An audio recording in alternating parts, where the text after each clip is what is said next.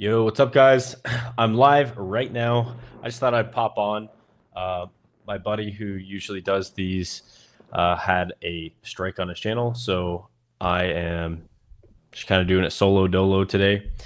And yeah, so welcome. And let me get all set up here. So yeah, I'm just gonna do a quick Q&A. I'm only gonna stay on for like 30 minutes. I'm trying to get have a good sleep schedule. But any questions you guys have, feel free to ask. Yeah.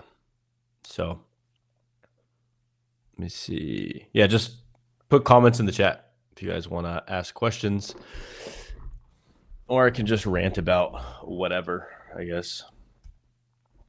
So I guess some things that I've just been doing recently, I did my second goal setting call, and yeah, it went really well. I had some interesting structure changes to it. So basically, last year I did kind of a reflection of the previous year, and then I did a goal setting part, and then I created like the systems and strategy, kind of like those atomic habits, but not just habits, but also how do you set up your environment, etc. And yeah, for the people listening, there's 3 ways to change your life. The first one is an epiphany.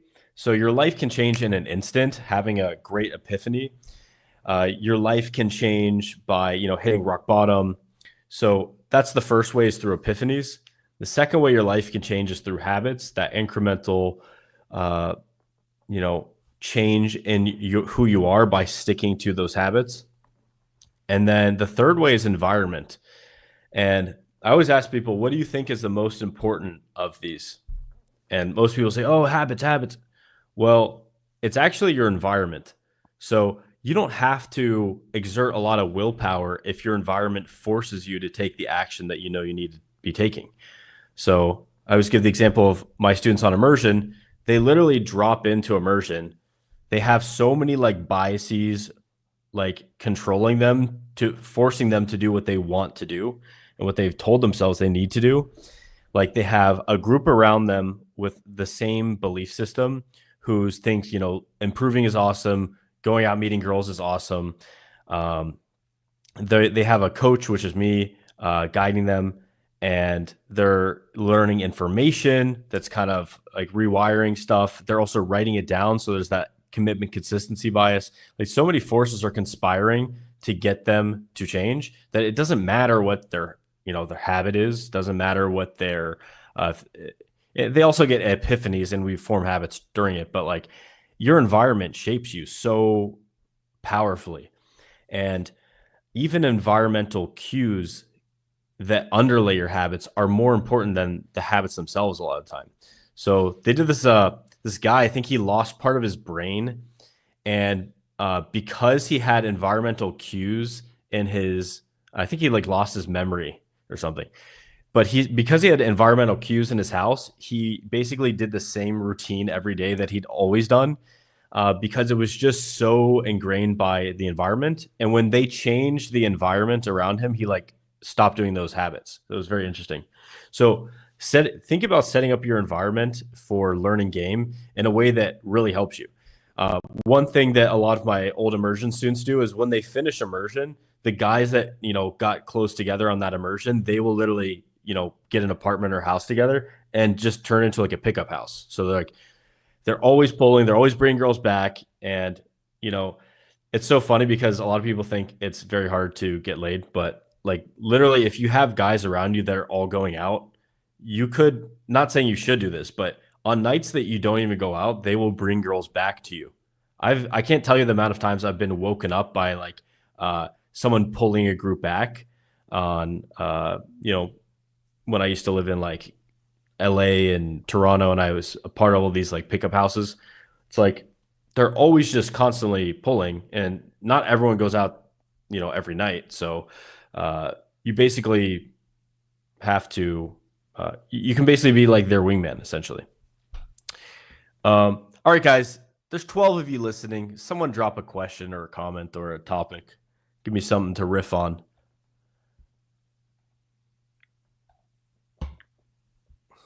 Maybe I could pull stuff up.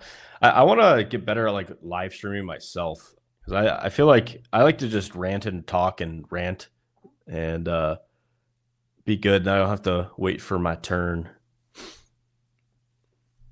But if any of you guys have anything you want to talk about, feel free to drop it in the chat. Maybe you guys are and I just can't see it. Okay, so I see my first one. Boom, here we go. How important is congruence in your interactions? So like anything, any like thing that we talk about in game, it's going to play a part, but it's not going to be, everything, right? But this is what congruence is a congruence of your thoughts, words, and actions. So there's like an alignment, and people don't feel like there's anything funky going on. They don't feel like there's an agenda. It's like you're just kind of authentic, basically. I think that'd be another way to describe it. And it is important, but I leave this for the naturalization phase of game.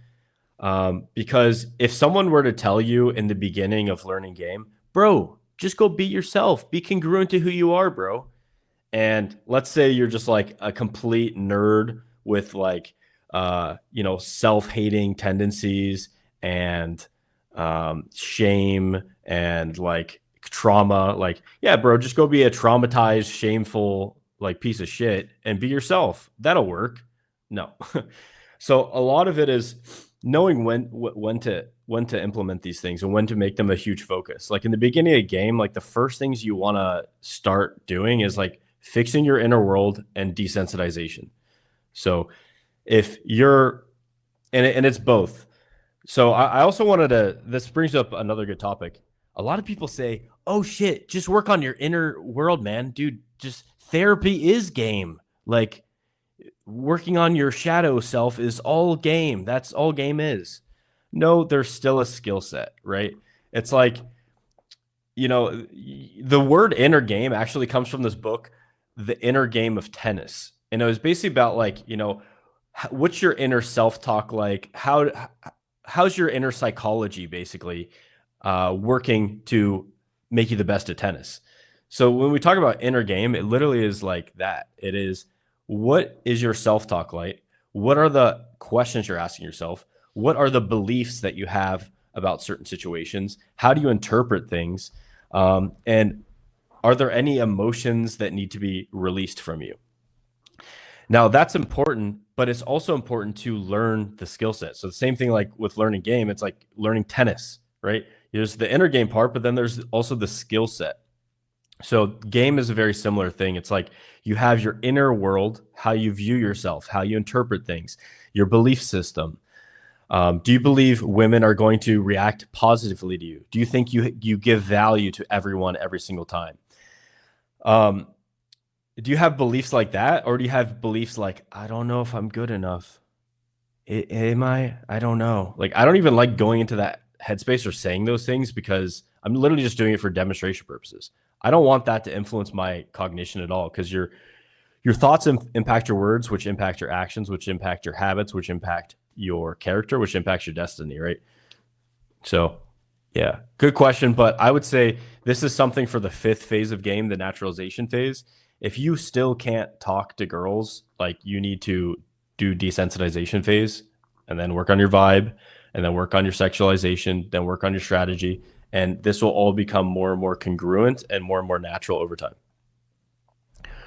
Brock says, is it weird to go out to bars gaming alone, or should you always have some friends with you? It's weird if you think it's weird. It's not weird if you don't think it's weird.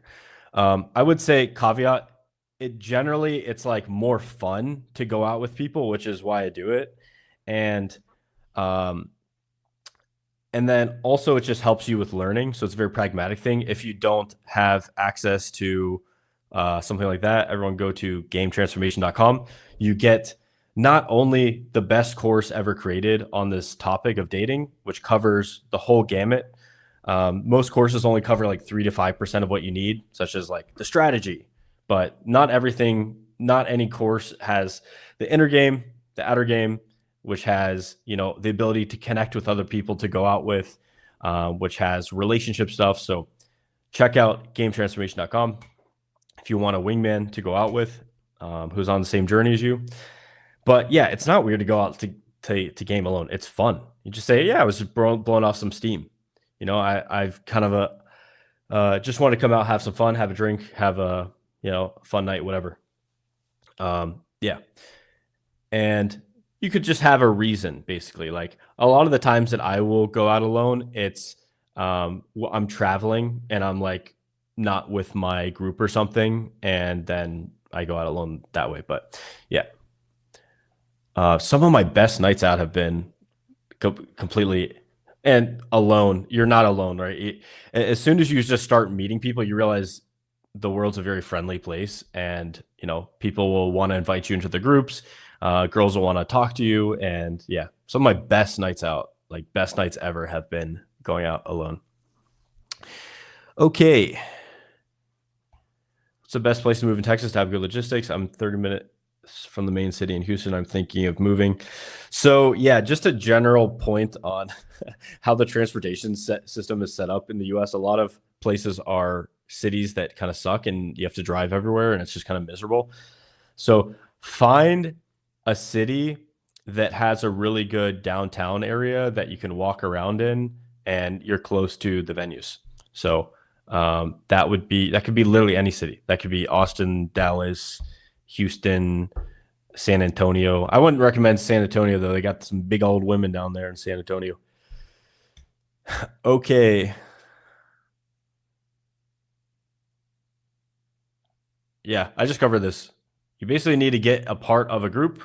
Like we have a game transformation where you could meet like, I think there's like 600, 700 people in there that you can basically connect with and go out with. And these are people that have invested into the course. So it screens out a lot of the weirdos, and it basically only has people who really want to take action. So if you want to be surrounded by like, you know, people that are serious and dedicated to this and people that have the best information, go to gametransformation.com. Okay. How do you constantly be in a high state? I go from absolutely high social energy, I want to talk to people, to the very next hour wanting to not be next to anyone, just ignoring people. So I love the quote, good diagnosis precedes good prescription. So what you're talking about is so vague, and there's so much going on there to unpack. That would be like a 15-minute phone conversation. But just surface level, it doesn't sound like being in a high state is the issue for you. It sounds like your social battery gets drained. So there's a couple things. One, your ability to endure like social interactions, not even endure, that's a bad word. Your social battery will get drained less quickly as you continue in game. So when I first started, it took me 5 minutes to get drained, and then I feel like I need to go take a nap. So you can definitely build it up over time. And if you're more on the introverted side like me, just make sure you have, you know, a few days where you're just kind of able to reset and be by yourself. Yeah.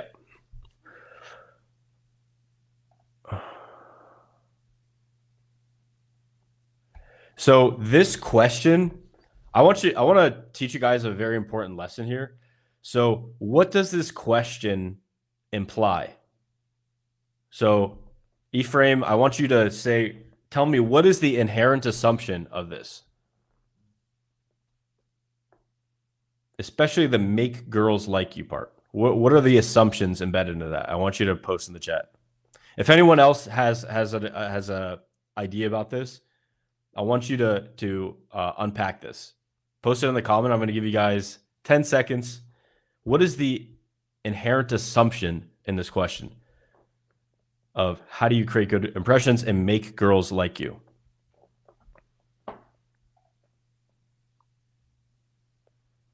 Okay, Overflow said low value. It is low value, but why is it low value? the inherent assumption in this, okay, let's see, we got another one. He says, you're coming from a low value frame and trying to sell yourself to a girl, which is setting yourself up for failure. That's getting to the place. The inherent assumption is that girls don't like you and that you have to do something to make them like you, right? Boom. So I think someone nailed it. Why do you want, oh, okay, never mind. I thought he was going to say, what makes you think girls don't like you in the first place? Yeah, so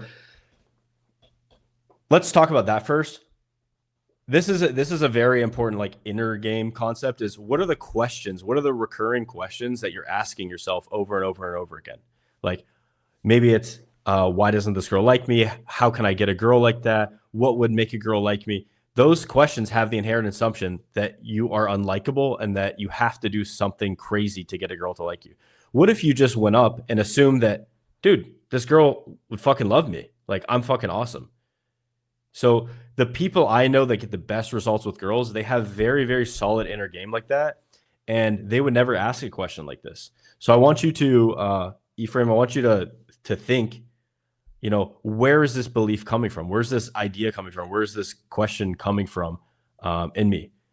And maybe it's because, you know, it could be a bunch of reasons that I don't need to guess. Yeah. But yeah, basically the way you create a good first impression is largely due to your energy and the assumptions that you have before even going in. So I'll talk about that first, and then I'll talk about just the mechanics, the outer game. So you can create a good first impression by going into give, focusing on contribution. Like how can I, you know, what's going into give value. So I want to kind of unpack this a bit. So I'll give you guys some value as I'm talking about giving value. So a really easy, fun way to do this is go in and don't ask questions. Just one night as an experiment, go in and don't ask a single question the whole night and just talk to girls, or during the day, just talk to girls and like give emotional value with the things that you're saying. And don't try to not to get stuck in the default beep, boop, beep robot pattern of asking questions, and just make assumptions and say what you think, say what you feel. And so, yeah, going to give value. So the things that most guys do is they're going into take, and what they're doing is they're trying to get emotions from the girl. They're trying to get validation. If this girl liked me, what would happen if that girl liked you? Would it finally give yourself permission to like appreciate yourself and like yourself? They go in for validation, approval, to reinforce their ego, and for sex, obviously, and physical touch. But if you can switch your mindset to taking value, what can I take? How can I make her give me something that can make me feel good? Instead, go in and give value. So what is value? Value is good emotions, first and foremost. I'm sure any of you guys who have gone out here have had like a really fun night. You know that just by being in a really good mood, it takes care of so much of game. Like I used to do this thing where I basically, when I'd be in like such a fun, giddy state while out talking to girls, and I'd practice just like, I'd experiment. What would happen if I said nothing and just stood next to this girl? What would happen? And sometimes the girls will just like feel it off of you. And it's unexplainable, but it's, you know, they can sense whether it's your mirror neurons that are sensing it, or they sense those micro expressions. They sense the abundance. You know, there's things that we have evolved to like sense that have happened over like 1 billion years. So if you're in a really good state, you're giving good emotions, fun, teasing, roller coaster of emotions, playful, being masculine, being protective, being, you know, loving. All those things just pour out of you. It just feels like this overwhelming good value stream. And for those of you guys that know about game, you probably resonate with that. You're like, fuck yeah. For those of you guys that are just starting out and you don't get it yet, game is a game of emotions. No one wants to fuck a robot. I'm sorry. Funny enough, my friend David Bond, he got sponsored by this sex doll company to make a review of the sex doll, and they sent him one, and he said it was somewhere in between sex and jerking off, and he was like, he gets more tired fucking a sex doll than regular sex because to change positions or anything, you have to like lug this, like it's not helping you move anywhere because it's just like a fucking piece of metal. Anyway, the other thing is authenticity.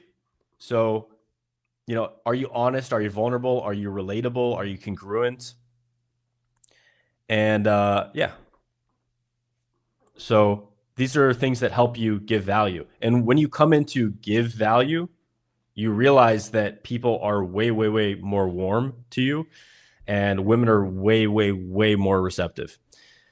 Yeah. So I could rant on this all night, but I think we should move on to something else. Okay, cool. Questions are starting to flow. Dude, it's so crazy. I was just sitting there for like 10 minutes, like, yo, ask you questions. There's nothing, and now it's just like. I think we both feed off of each other. You know, it's like, boom, I'm talking about something that reminds you of something, and then you guys bring something else up. Yeah, it's a good conversation. Yeah, and if it wasn't a risk of people whipping their willies out on Livestream, I'd definitely bring people on here. Says I'm digging the blue blockers. Got to keep that circadian rhythm locked in for sure, dude. Yeah, I literally just ordered another pair. I have 3 pairs. So I want to have like one in my office, one in my bedroom, and then like one in my living room. So I'm always like, just grab it easily. Have I studied NLP deeply? That's actually something that I'm going to go into this year, is studying NLP. Like my goal for the year is to become the best in-person dating coach. And part of doing that and creating these dating transformations is understanding all these little tools. Like, you know, I could probably go to an NLP workshop, probably get NLP certified, and I'll probably learn like maybe 5 main things from that I can put in my coaching. I don't know if you guys know this. I'll go to multiple seminars a year that are, you know, $3, $5, $8, $10,000, and I'll take away like 1 or 2 main things that I can like, you know, put into dating, kind of relate to dating, and then teach. So yeah, that's part of my plan for this year, is to understand NLP deeply. I remember back in the day, there was a lot of people that were very into it, and now it's barely talked about. It's interesting. Okay. How do you know if your priority should be on healing your trauma and mental, or just developing your game in spite of whatever fucked up mentality and limiting beliefs you have? So I think it literally is a combination of both. And I'll tell you why. It's because when you go out to game, it forces you to confront the ideas in your mind, the bullshit in your mind. And my old assistant, Damon, it's so funny. Many of my old assistants are now, I have a guy who's like a Buddhist monk, another guy who's he's like a kind of a trauma healing person. So I'm around all these kind of ideas, and the way he described it is that going out, it can bring up these negative thought patterns for you, or the way you view yourself. And then you kind of want to like wash yourself clean of that and deal with it. So I think it's this process of going back and forth, not necessarily like, hey, I'm going to heal my inner game. Now that I'm fully healed, now I can finally go out. I think it's always going to be a combination of both. And yeah, for me personally, I didn't think that a girl would ever like me. And I know that sounds ridiculous to some of you guys, seeing like the videos I put out, that's the place I started from. But I truly believe that at a certain point. And it took me understanding, it took me basically a few courses that I went through brought this to my mind. But I think the main thing that sparked for me was a epiphany. I watched Infield in like 2012. And I was like, what the fuck? Like, I didn't even know this was possible. So, and the first infield I saw was actually Vitaly. Funny enough, it was whatever. I don't want to go into my whole backstory. I'm going to put out a YouTube video on that after put out the next immersion documentary. But yeah, I think it's both. And if your trauma is like completely severe, then maybe that for like the first 4 weeks, but don't use it as a way to Athena.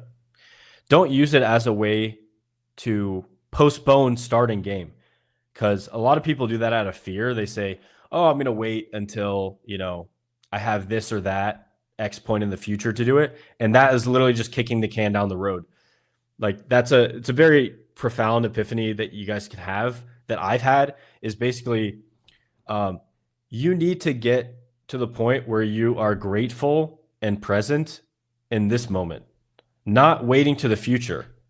So I'm in a lot of entrepreneur groups, and one of my local entrepreneur groups, it's just like, I can see a lot of these guys, they're in that I will be happy when phase. It's like, once I make my first 7-figure year, then I will finally give myself permission to love myself. So a lot of times, like, they're going to be happy when something happens. And they don't realize that, like, they're just building up more calcified thought patterns in their mind about not appreciating the moment that they have, not appreciating this very moment. And number two, not being present to the moment either. So I think those two things are like paramount to not just being good at game, but like to living a great life. Like, so much of the issues with game can go away just through presence. And my old assistant, who became a Buddhist monk, he would meditate for like 8 hours a day, and then he would like come film me at night. And sometimes, when you're filming at night, there's gonna be girls around. Sometimes they don't see the camera, so they'll start talking to my camera guy. And he had like zero experience with game, but he was super grounded, present, not in his head, in his body, connected with that person in front of himself, because he fucking meditates 8 hours a day. This dude's like he's in the moment, right? He has trained his body to be, he's trained his neurology to be mindful and present. So it gets rid of a lot of like weird shit, Oh, what does she think about me? Is this gonna be like last time? Oh, I don't know I don't know if I can handle it. What if she wants to have sex? It's just like neurotic monkey mind, as opposed to just being present. So if you guys want to know my morning routine, every single day I meditate in the sun, and I meditate, and then I scream off my balcony, I am grateful. You can also just like feel very grateful and say things out loud in a grateful way of what you're grateful. The three things that you should do is one person, one thing, and one aspect of your life. So I'll just show you guys right now. I'm grateful for my girlfriend. She makes me feel very, very loved and valued. She's very communicative. She treats me super well. We have crazy sex. Like, she's just amazing. So a person, a thing. I'm grateful for this microphone, dude. This microphone is fucking awesome. This is the microphone that Joe Rogan uses, Shure SM7B. And, I got a great deal on this because I bought them used. And yeah, grateful for it. Makes the audio quality sound amazing. And then one aspect of my life. One aspect of my life I love is that I can just write about things that I genuinely think are going to help people, and then they do help people. And I found that I just find that it's super interesting that I can do that, and it's very enjoyable for me. So there you go. And I think a big lens is like, instead of asking yourself like, how could something be better, which was one question I used to ask myself, how can I appreciate this moment even more? Right? And for you guys that are like stuck in your head about your looks, it's, how can I appreciate how awesome I am, how beautiful I am, how cool I am right now? Yeah. So your brain is kind of like a computer. Like, if you ask a shitty question, like, ChatGPT, if you ask a shitty prompt, it's going to give you a shitty answer. Right? But if you ask your brain a good prompt, a constructive prompt, it's going to lead you to focus on the right things that are going to make you happier, more successful, crush it with women. So yeah, cool. Thanks for giving me all these topics, guys. Yeah, I just partially, I want to get better at speaking and communicating these ideas. And if I go every single day, then I will get better.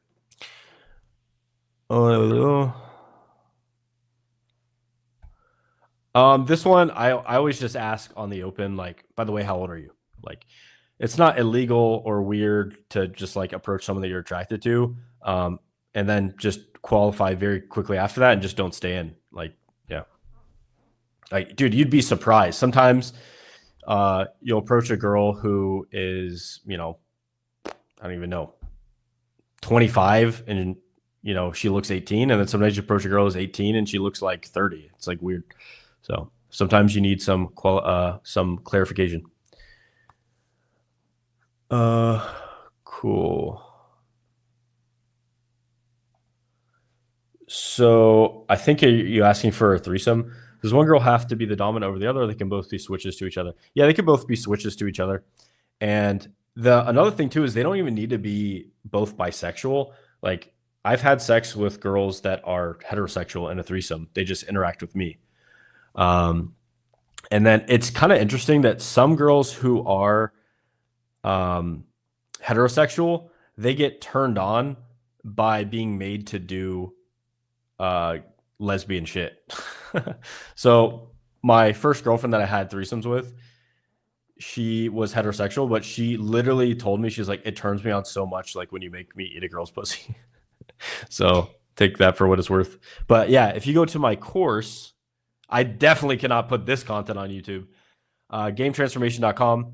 I have an entire video on threesomes. It's like 12 minutes long and has lots of footage, infield.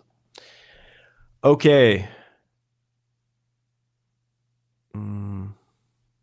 Let's see. Let's go. Make this weekly, bro. Yeah, I've been doing it with the PWF and those other guys, which is fun. But I definitely do want to do a stream just like myself. I just like getting into a nice flow and just riffing. I think maybe this was asked before I went into it, but it's basically like the few first seconds of an interaction. If you're in a good mood, a good state, and you don't have to like put yourself into, you don't need to be preoccupied about your state. Like one mindset I have is however I feel right now is good enough to take action. Because what happens if you're not so focused on how you feel and you're just taking the right action, that really good state and that really good, those good emotions sneak up on you. So yeah. Yeah, what does that mean the first few seconds of interaction? It means not going in to take value, not looking for validation, not looking for approval, not going in with this kind of like needy energy, going in like giving good emotions. Your cup runneth over into their cup. That's basically how it should feel. A couple other practical steps is do loving kindness meditation. I wonder if I could drop a YouTube link in the chat and you guys can click it because it's YouTube. So this is a 30-minute loving kindness meditation. Let me see if you guys can. I don't know if you'll be able to click it. Whatever. And what else? Yeah, don't ask the typical boring questions on the jump. And try to use statements instead of questions. For most guys starting out, if you go in with a good emotions that you're giving off, and you don't ask back-to-back questions, like it's going to make for a great start to the interaction. And the other practical things would be like go in, strong eye contact, smile, some kind of proximity, and kind of like this value giving frame, this like candy giver type of frame. It's like you're given the value. Some other things that you can definitely do before going out is meditation. Like I have meditated before going out for like a decade. Okay. I'll let you guys pop some more questions. I'm going to grab a water real quick.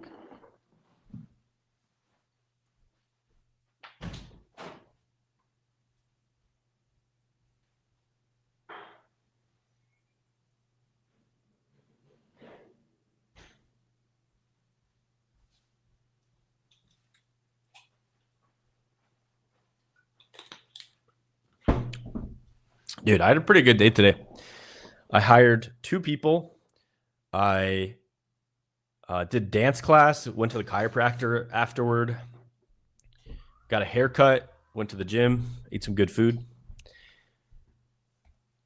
and also got some work done on the I'm having a debate on Thursday with wheat waffles, and just kind of like thinking through some ideas for that too. Dude,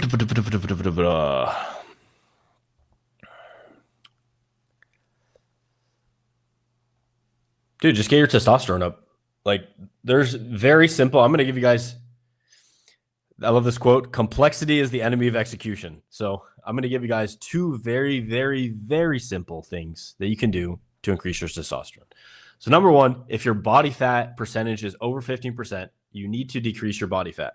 So that's a huge thing. Biggest thing for that, start identifying as a healthy, fit person, and then take those actions that are congruent with that new identity, which are walking, 5 to 10,000 steps a day, eating your body weight in grams of protein. So like if you weigh 200 pounds, eat 200 grams of protein per day.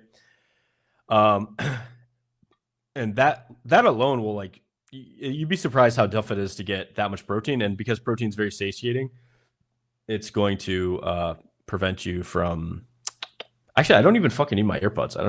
They're kind of like dying right now. And then the other thing for low testosterone is getting rid of plastic. So there's a lot of endocrine disrupting chemicals like parabens, phthalates, this type of thing, and you want to get those out of your life.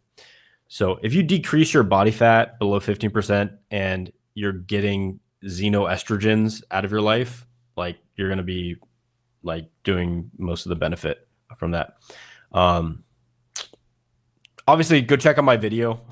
Just type in Austen Summers testosterone. I have the most comprehensive video on testosterone on the internet. If you want to obviously make it endogenously, if you want to make it from your body, then watch my video. If you want to shove it in your ass with a needle and fuck up your health and die prematurely, then that's obviously something else. Oh, the other thing I was going to say is that the same concept of giving value applies in a relationship too. Like, obviously have a masculine frame and don't bend to whatever your woman says just because she said it. But you need to think about a relationship as a place to go to give, not something to go to take, right?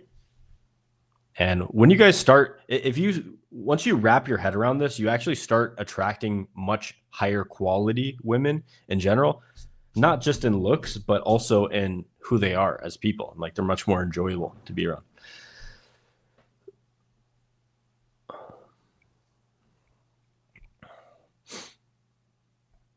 So I'm going to start involving this in more of my coaching.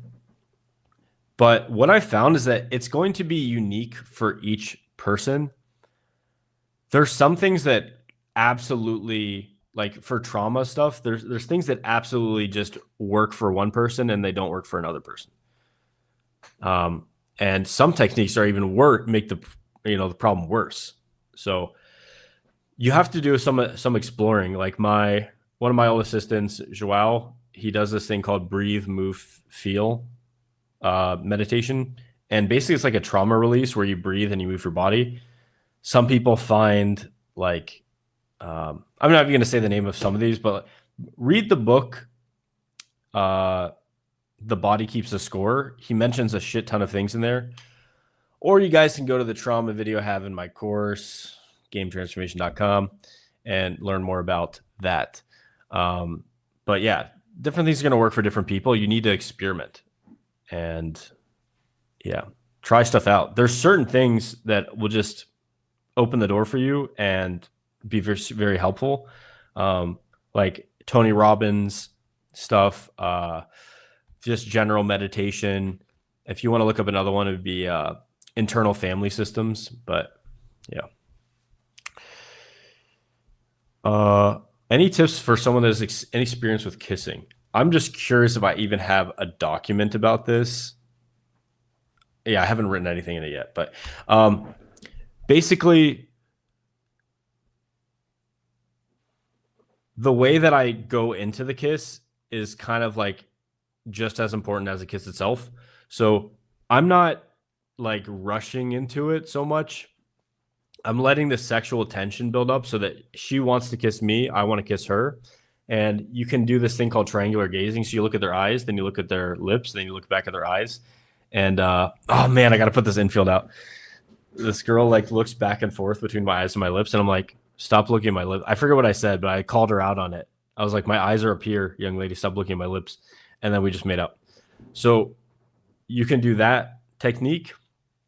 Another thing I'll do is I'll get in close. So I'll like whisper in her ear, whisper in the other ear, kiss on the cheek, and then finally go for the kiss. And yeah, I mean, just in terms of the technique of physically kissing, I don't know, use a little bit of suction, and you'll learn from kissing girls what feels good and what they like, etc. Do I recommend a book list? Yes, I do. Search Austen Summers books on YouTube, and it'll come up. Man, I read so many books. I'm like, sometimes I read so many books that I don't even like write down the names of them. But I'll give you some of the books that I'm reading right now. I could rant about some of them too. I'm reading Deep Work right now. Super important. If you guys want to make a shit ton of money, you realize that like focus is more important than your IQ, more important than having access to certain people. Like a focused idiot can outperform a lazy genius.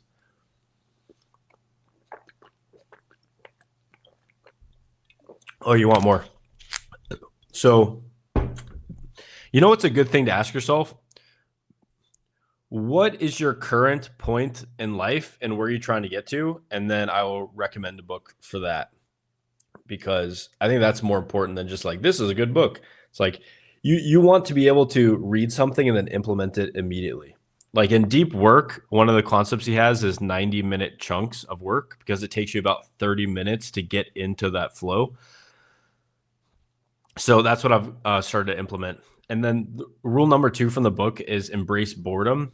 And he talks about how you should work intensely and focus for those 90 minutes, but it's actually very good to sometimes just do absolutely nothing and chill and like just go for a walk, go into nature. And your brain in the subconscious level is going to be figuring stuff out as well. That's why it's not really good to just grind all day like on something. You're not making use of the subconscious that has like, what did you say? It has like more neuronal. Your subconscious mind has more neuronal bandwidth than your conscious mind, allowing it to find solutions. So that's why, like, you ever have some problem, you sleep and then you wake up and you're like, fuck, now I know what to do. Or if you guys have ever played music and you're like struggling with one part of a song that you're playing, like on guitar or piano or something, you wake up the next day and you can instantly do it. So, or video games, right? The book is called Deep Work by Cal Newport. Yeah, really, it's literally mandatory reading for my employees. So it's my second time going through it. What other book did I read? Oh, if you guys want like the most, this is one that I would add to my game video list now. It's called The Status Game by, I think, Will Storr. I think that's the author. But The Status Game is so fascinating. He breaks down how like essentially there's like a physical world and then there's also like a status world. And we all enter these like status environments where there's a status game being played, and if you play that status game better, you get rewarded, and if you play the status game bad, you get like shamed and like ostracized, kicked out, right? So you can think about like certain groups are going to have different things that are high status, right? So high status and red pill in that mindset would be like, you know, some guy that just has like tons of cars and super rich and like has women but doesn't fucking care about them, like that'd be like red pill. And then you have something like, you know, social justice warriors, and that would be like the person who is like taking down people online and ruining their careers because they said one bad thing. And it makes you have to realize, like, in that status group, in that status hierarchy, being the shittier person is high status. Or in like the modern like LGBTQIA off the rails stuff, it's like you literally going trans is like super high status, right? And then also in like modern I don't know, feminism or whatever, the woke ideology, being a bigger victim is seen as high status, right? So it creates this like oppression Olympics. So just think, it's a really important thing. One takeaway you guys can all have from this is the status environment that you're in is going to determine so much of the actions you take, the belief systems that you adopt. So be very, very careful about the status environments that you get into. And always know what the downside is of playing that to the utmost degree, right? So like I play a lot of ultimate frisbee. What is the downside of being high status in this environment? Well, the highest status thing you can do in ultimate frisbee is like basically lay out and grab the disc, or lay out and just do like a crazy defensive move like you're D'ing. And the problem with that is like my friend right now has a cracked rib from laying out at the championship we went to. So it's like and obviously you guys seen the 7-minute pull. My what's it called? I strained my like Achilles tendon, and I broke my nose from playing. Cost me $20,000. Like there are consequences to that status hierarchy. Anyway, best advice you can give on quitting porn, it would be 3 things. And if you guys need help, check out if you want to check out a YouTube channel, Recover with Nate. It's my buddy. He's a rocket scientist at NASA, and he also helps guys quit porn. But it's basically people who are addicted to porn. There is a biological response that you're kind of like trapped in, right? It's kind of like you ever look at a night light on the street, like a light on the street, and you just see like bugs flying around in circles. That's essentially us when we watch porn. It's like we're trapped in like the switch is going off in our brain and we can't look away. You know, the bugs that are surrounding the light, they use the moon's light to navigate and orient themselves in the air. And when they're spinning around that light, it's because it's kind of like hijacking their reward system, or not the reward system, but it's hijacking their biology. And the same thing applies to porn.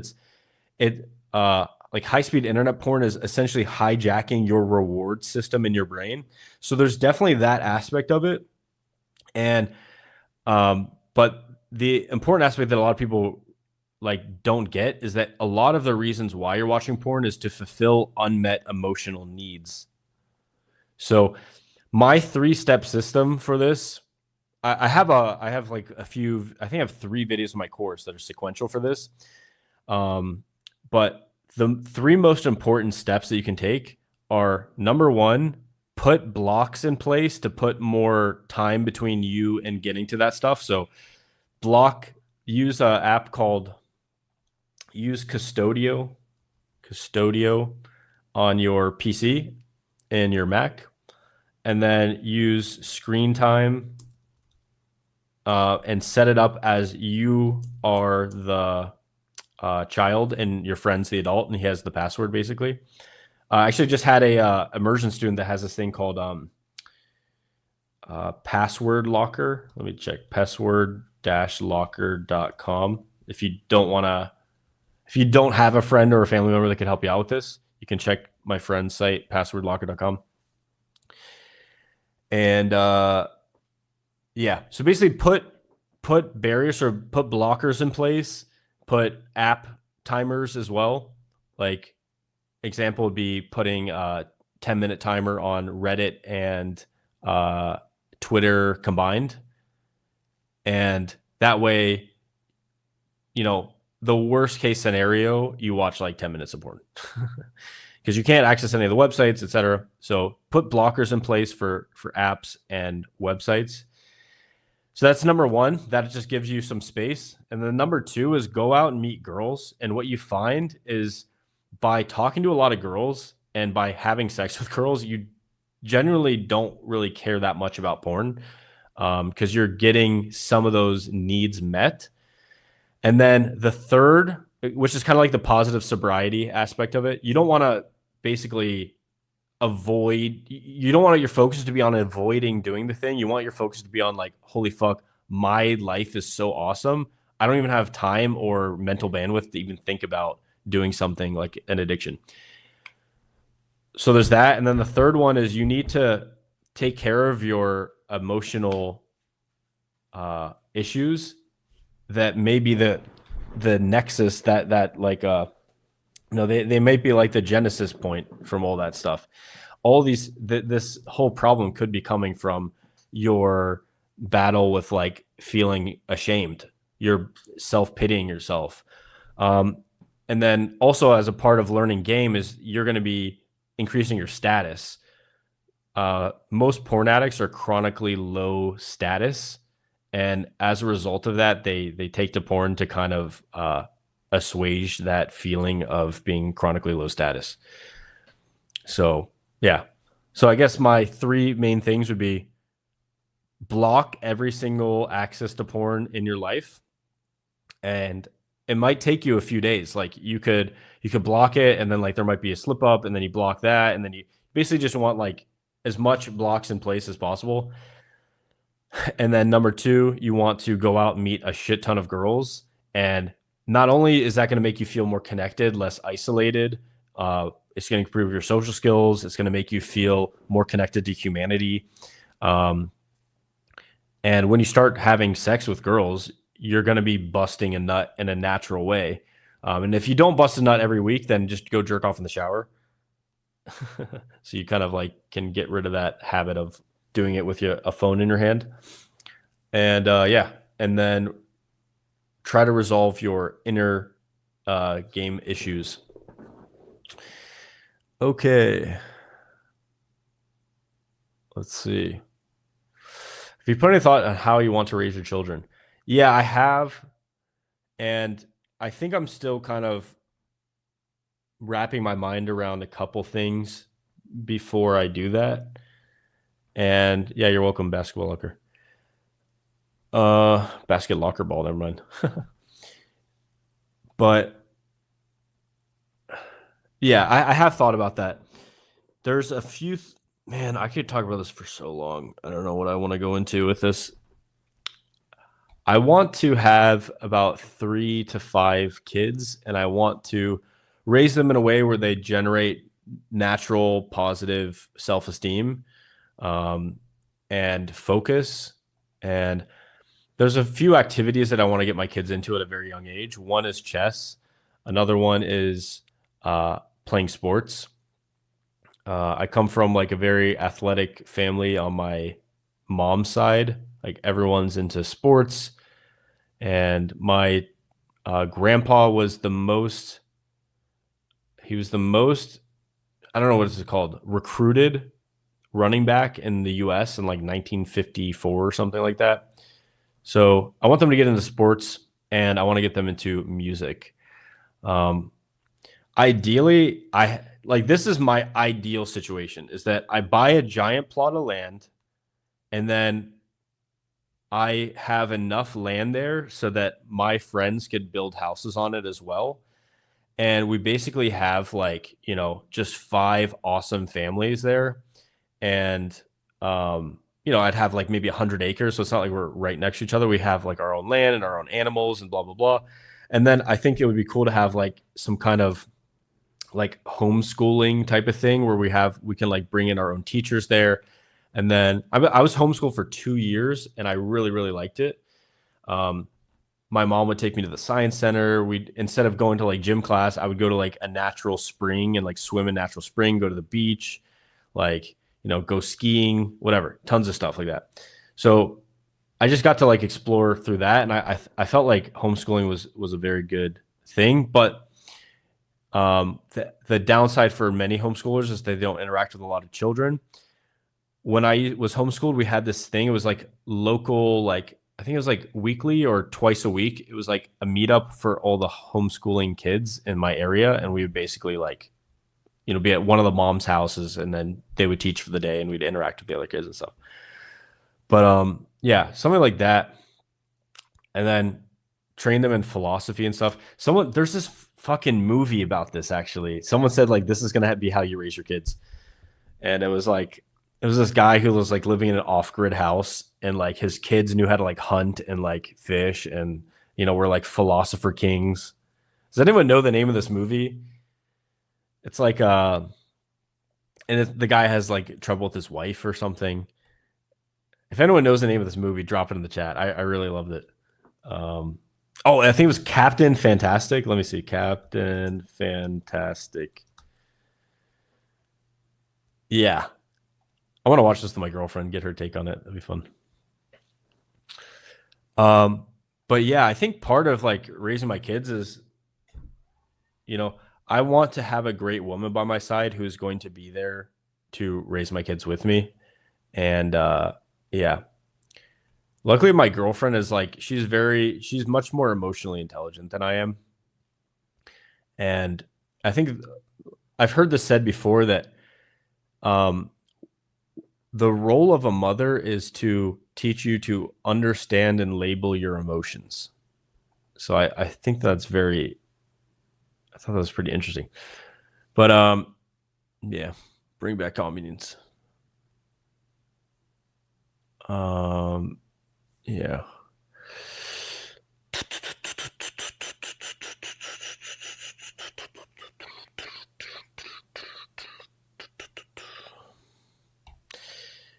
Well, that sounds like that's your belief, man. The last immersion I did, girls were responding very, very well and positively to my students. So maybe switch up your approach.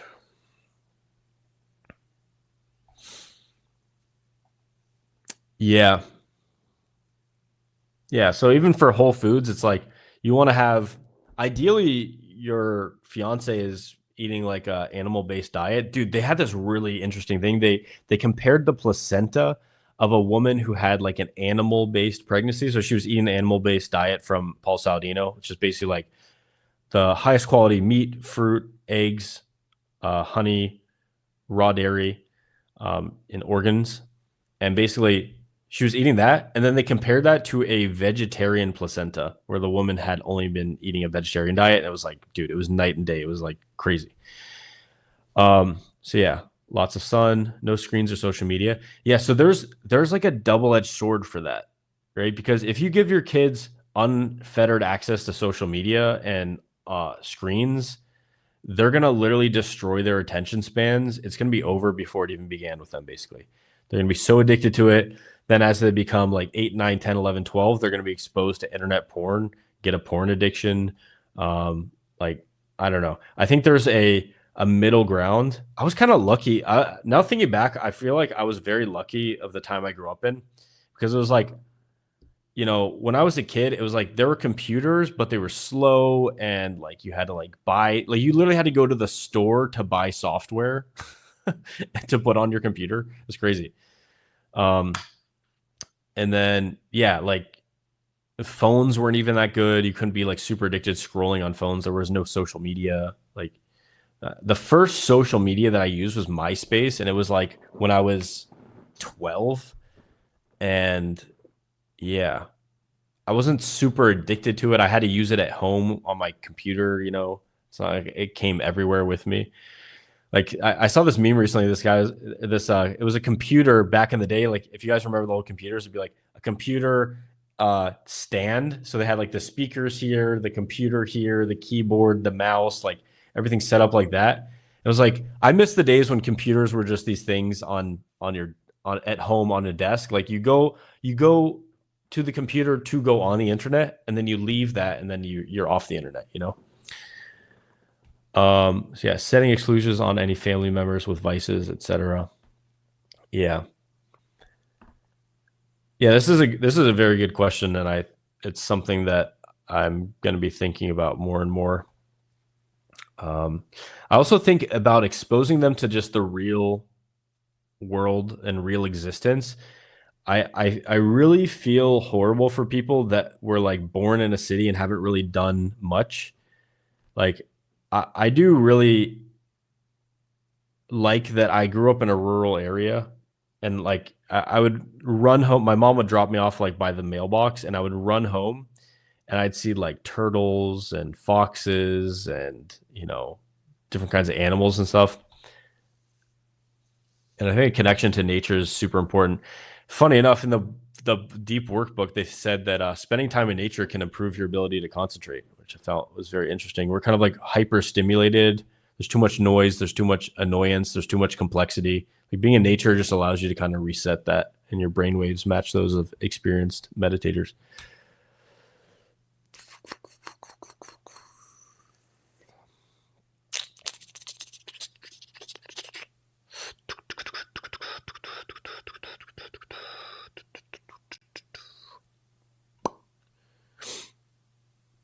So this is an example of a bad mindset. What percentage of approaches result in a number versus rejection in your experience?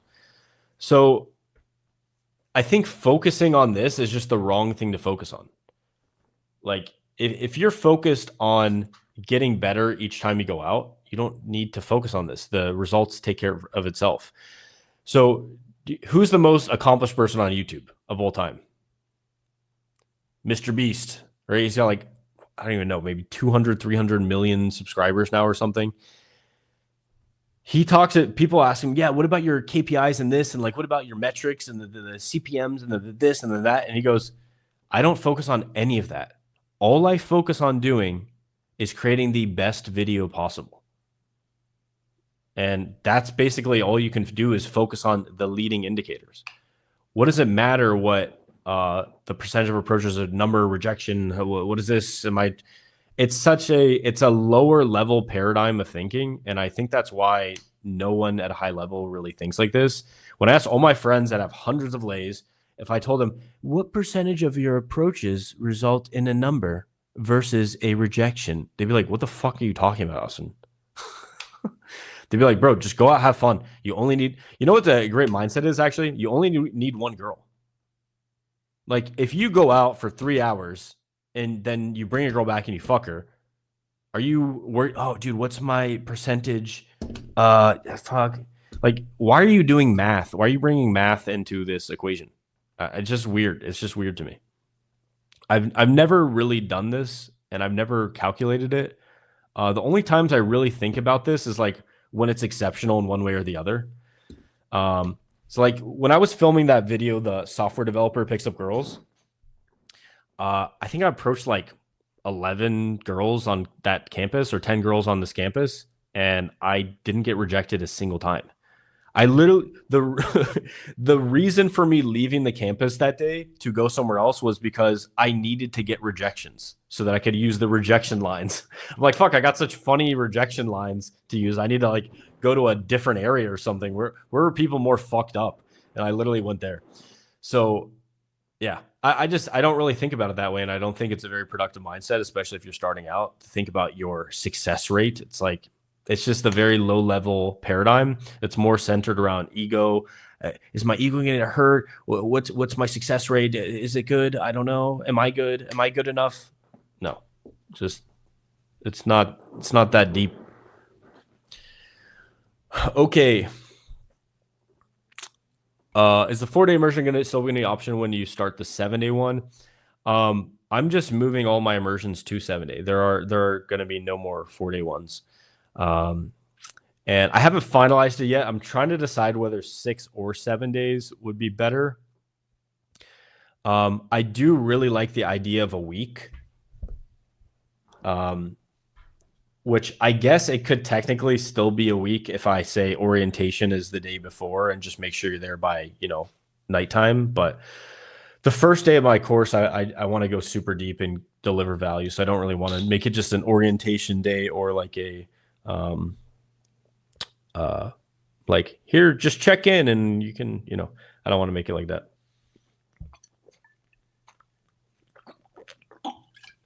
Man, I'm so excited for doing immersions this year. I've added so much content to it. And by the way, I'm not increasing the price for my immersion. I'm just increasing the value. Okay. Aren't I such a great guy, everyone? Dude, round of applause for me. Okay. Nice, dude. Sweet. Yeah. And also, like, I've also found this with girls, when you just make it super, super easy for them to make a lifestyle change, and then you reward them and encourage them on it, it's like so easy. And you could also tell them explicitly, but yeah. And a great like sales principle is you use their own desire to accomplish a certain goal, something that they want to accomplish or something they want to be or become, and then you loop in the thing that you want them to do into that. And you can kind of like kindle that desire inside them. So like I've talked about this a bunch of times, but I've gotten two of my girlfriends into lifting weights, and one ex-girlfriend I got into lifting weights and eating healthy. So like just think about like that. That is the like two of the hardest things for anyone to do is like change their behavior, especially when it comes to habits that they do every single fucking day. And yeah, with just good sales skills, which not sales, persuasion, and game are like, like 80 to 90% correlation, right? It's like understanding the stuff really, really helps. So yeah, he says how long to start after I started approaching that it became natural. So I'll just say for me, it was probably like a year and a half. No, yeah, probably a year and a half.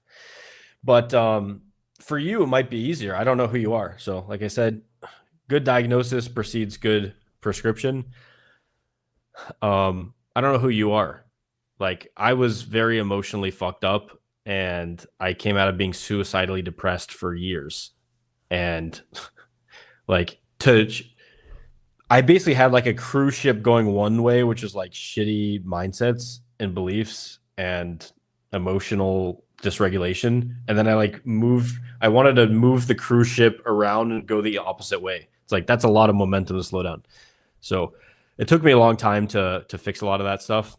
And I like, depression doesn't make you super jacked and it doesn't make you super healthy. So like I had to unwire a lot of stuff, and I also had to upgrade what I was doing in my life in general.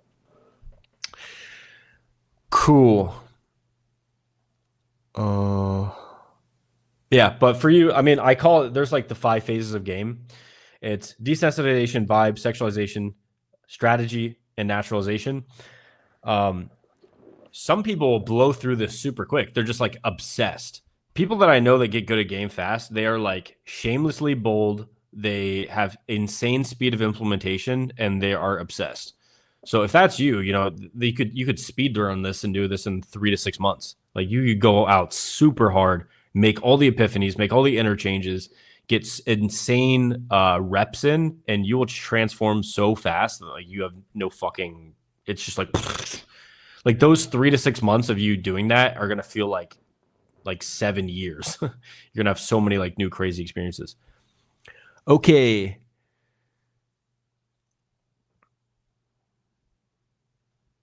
So just let go of that. And if you're unable to let go, just let go. It's okay. And yeah, basically once you get like a few reps under your belt, you kind of know how to fuck. Like we're wired to fuck. It's my new book, Wired to Fuck. Cool.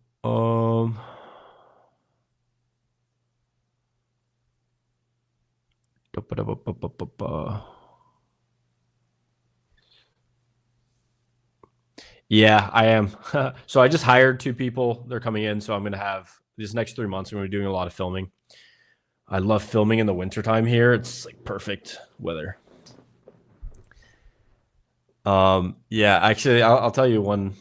I think I brought some of these up before, but this one's 90%. Like I have the funny lines down for it. Like my videos that I make like that, they're like the stuff that gets cut in is like 50% lines and then 50% just like improv. But like some lines are just so good that I would not be able to come up with them in the moment. Yeah.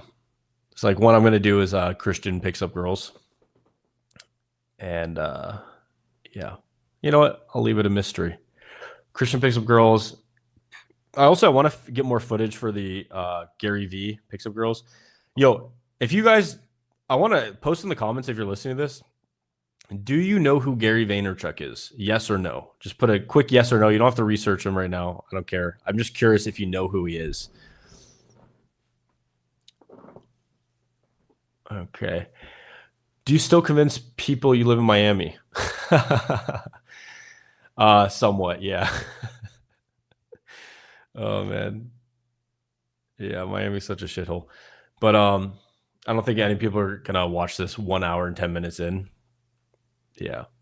Miami's such it's one of those things where the reputation of the city people have, they think it's amazing, and then they go there and like, fuck, this kind of sucks. So another city like that is Vegas. You know, when you think about Vegas, what do you think? Boom, just like insanely hot, sexy people going there, fucking gambling, living it up, dressed to the nines, going out, club, boom, everyone's fucking off. No, dude, it's like fat, ugly people from like the shittiest parts of the US. And then it's like the casinos are like 30% broken people with like, you know, just damaged emotions. And then you like walk around the town, there's like people that look like they were, next to like the nuclear testing facilities for like the atomic bomb. And then it's just like sad and there's no trees. And it's like, what the fuck is this? A wasteland. There's like people living under the streets. It's like, God damn. Yeah, it's like 5% of Vegas is like epic, awesome. Like if you go to XS in the club, it's like, oh wow, this is actually kind of good. And like most of Vegas is just like a denial of God. It's like very low vibration energy. And yeah, Miami's kind of a similar way. Miami is like the biggest like pay for play city in the world. It's very bad. It was, when I was there, I will say it was probably one of the best places in the world, not because of the people who live there, but because it was the #1 tourist destination in the world for like a 9 to 12 month span. I don't know if you guys remember the memes back then for 2021, but it was like, "Bo, she's going to Miami. Everyone's going to Miami. Miami's blowing up." Like memes were about Miami. Everyone's talking about Miami because Miami is like the only open place where you can like go to nightclubs and bars and stuff. So I was lucky to be based there. I did more in-person coaching in 2021 than anyone on the face of the planet, which no one thinks is interesting, but I think is interesting. Like I had back-to-back immersion programs for an entire year. Like people, like every week, new 4 people coming into my house, in and out, boom, bang, bing, bong, boom, pulling girls. I literally got evicted because they were pulling so much. Like there was times where you guys probably seen it if you've seen any of my like testimonials on my website, austensummers.com/results. I have like 500 testimonials on there, but one of them is this guy. This immersion I had. They went out, they pulled, they banged, they went out again, they pulled, and they banged. There's nights where just like there's multiple groups of girls coming in and out, and I eventually got evicted, but it was a fake eviction. They wrote like a fake eviction thing. They didn't even put it on an eviction record, so fuck them.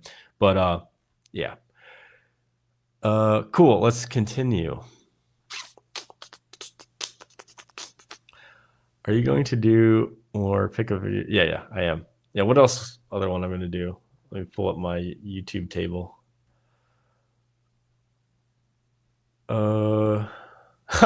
Evolutionary psychologist picks up girls. Holy fuck, dude. That's hilarious. Yeah, I was just walking by and I observed that you have high reproductive value. Yeah, I should actually add that part in the beginning.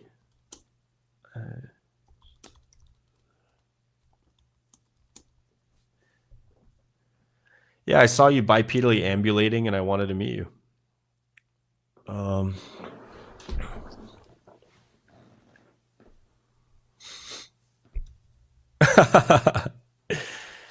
Do you want kids someday? And she's like, no, I don't really think so. You are the successful descendant of over 3.5 billion years of life on Earth. And you're going to say no more? Yeah, I'm going to have some funny ones.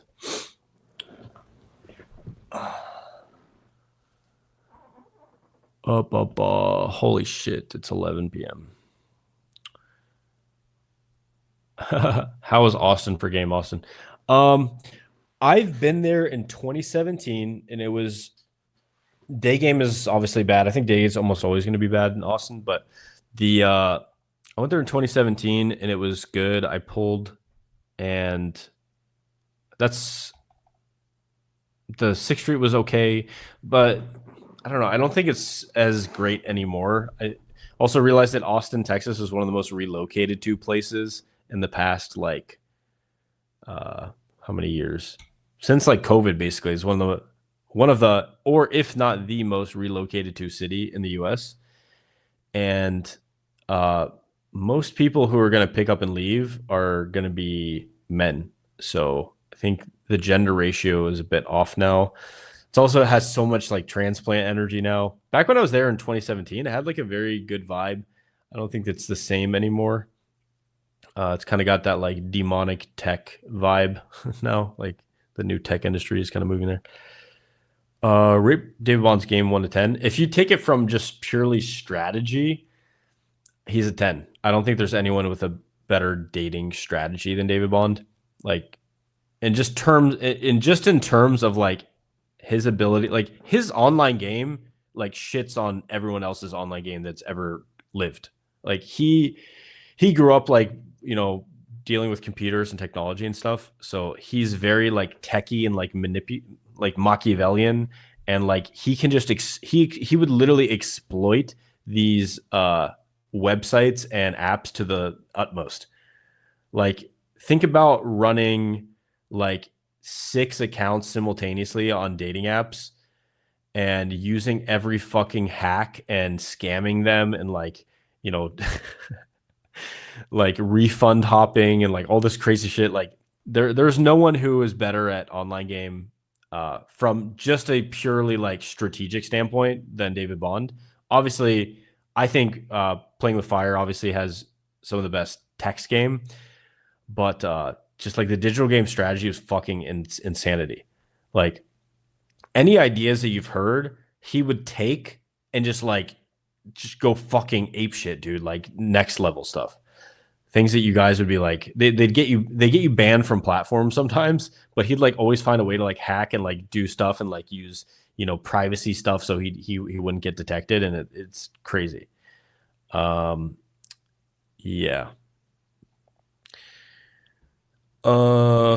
Yeah. So I'll give you the good places to go in Vegas if you want to.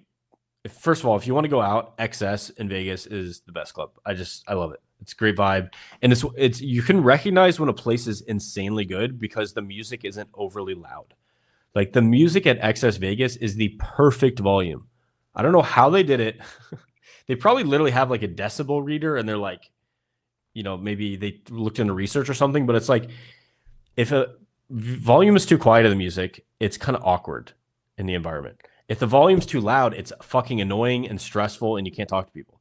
They have like the optimal volume for the vast majority of that entire venue. And then obviously there's dance floors going to be louder because you want to dance to music for it. So it has its own purpose there. But yeah, XS in Vegas. The other thing I would say is go to Bacchanal Buffet. I really love that Bacchanal Buffet. It's like the most high-end buffet that I've been to, basically. I think there's another one too in Vegas that I can't remember the name of, but it's also pretty high-end. But yeah. And then if you're going to gamble, I'd advise only doing poker and doing $100. That's your best odds.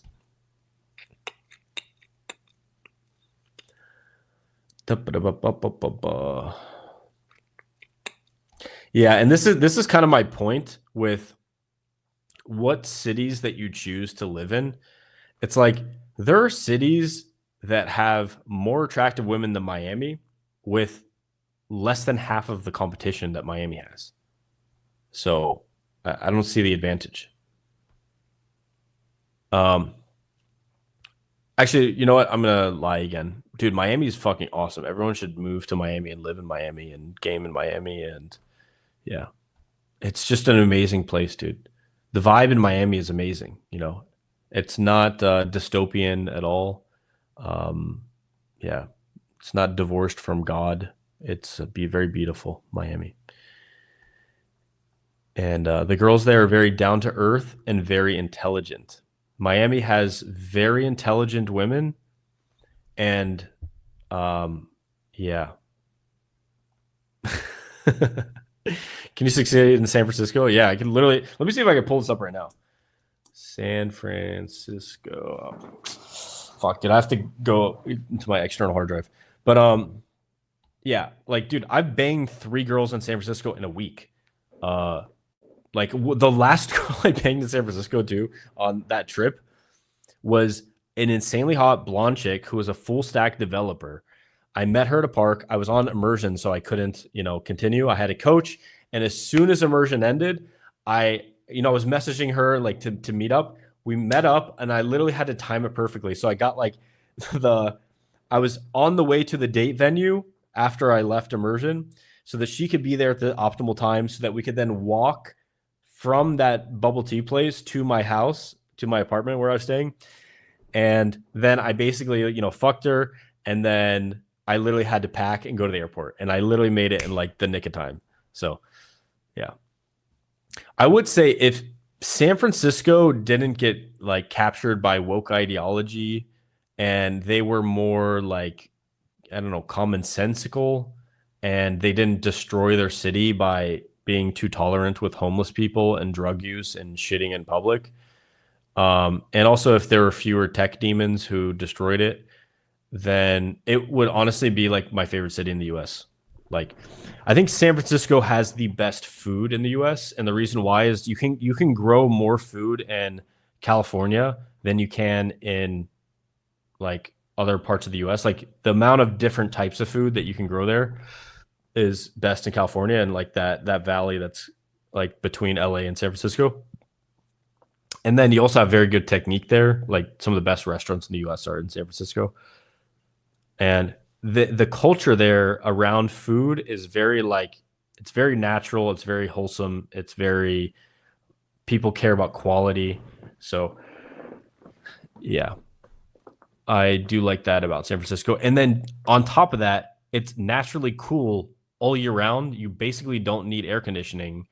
You have mountains and the ocean, and then you can literally drive to some of those beautiful places on Earth, like Yosemite, and there's even like the National Seashore or something north of there. There's so many beautiful places close to San Francisco, so it's like it would have been one of the best places in the world. And then on top of that, it's in America with American infrastructure, like super fast Wi-Fi and fucking Amazon and shit and Whole Foods, and so yeah, it would have been one of the best places in the US. Unfortunately, it's in California, and then unfortunately on top of that, it's kind of a shithole, like literally a shithole.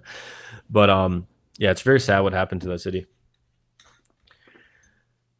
But yeah, if those problems weren't there, I would probably live there too.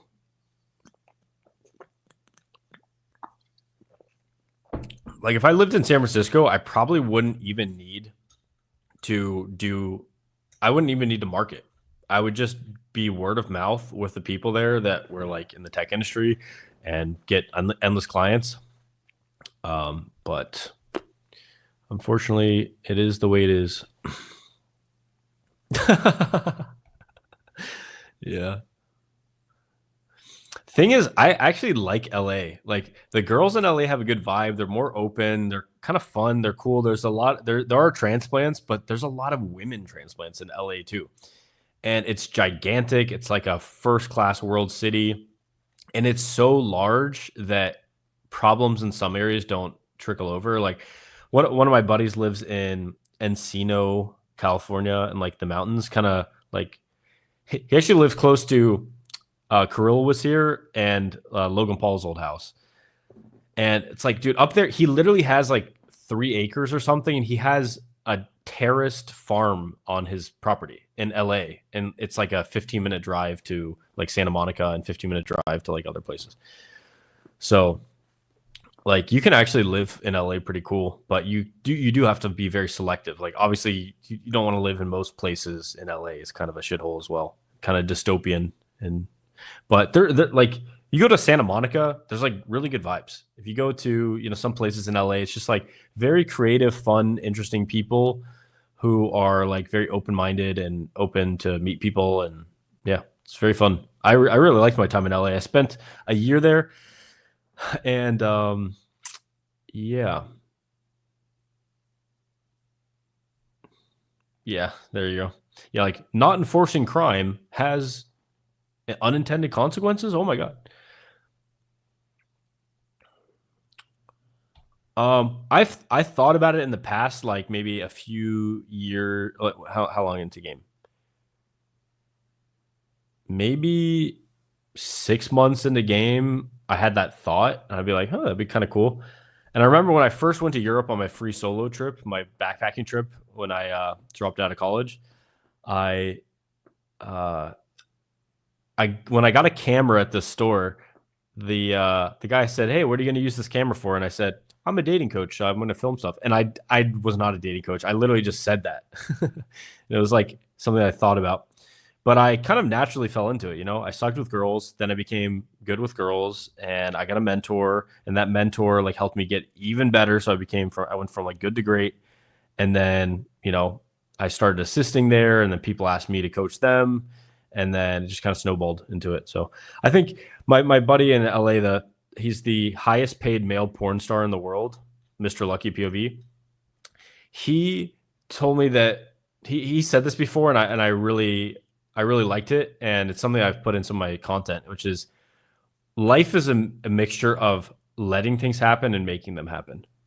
And like sometimes life just unfolds in a certain way, and some people call this like God's calling you to do something, and other people would say, they fell into it or whatever. But I think there's a good balance between, the ikigai thing.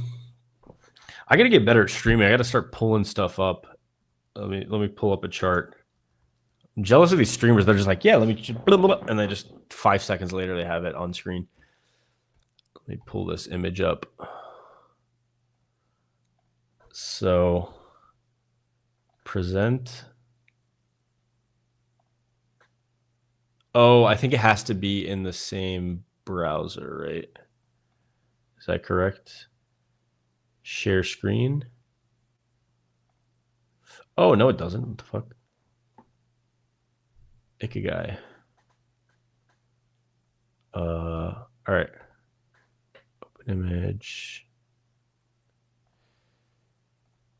All right, you guys can see this, right? Boom. I am a streamer. There we go. So probably be better if I put it on this monitor, not my vertical monitor. Yeah, so basically, ikigai is a Japanese concept that means a reason for being. The French call this raison d'être. So your ikigai is a combination of what you love, what the world needs, what you can be paid for, and what you're good at.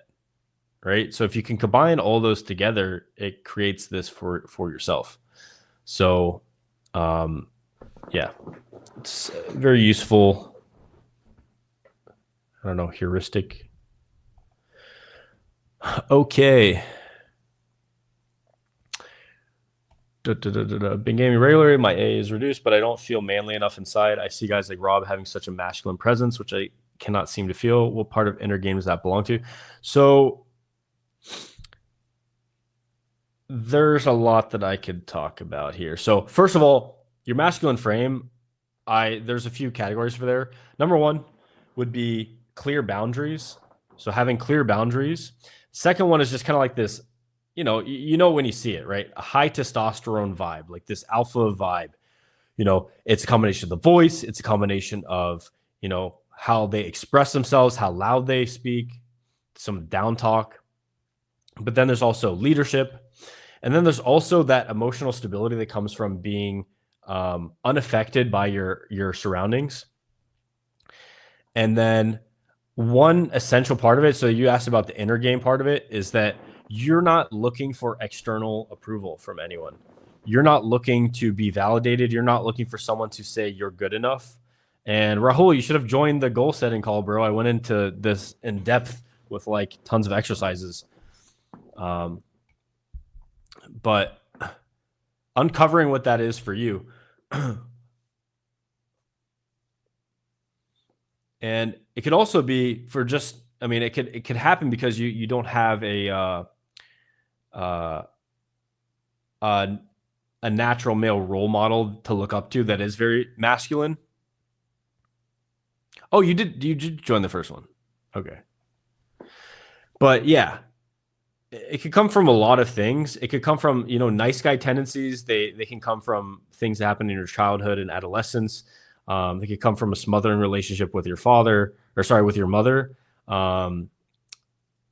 And they could also come from, I don't know what they say is, good diagnosis precedes good prescription. So like, that's something for you to look into for yourself. Why do you feel that way? Why do you feel like you can't express that part of yourself? And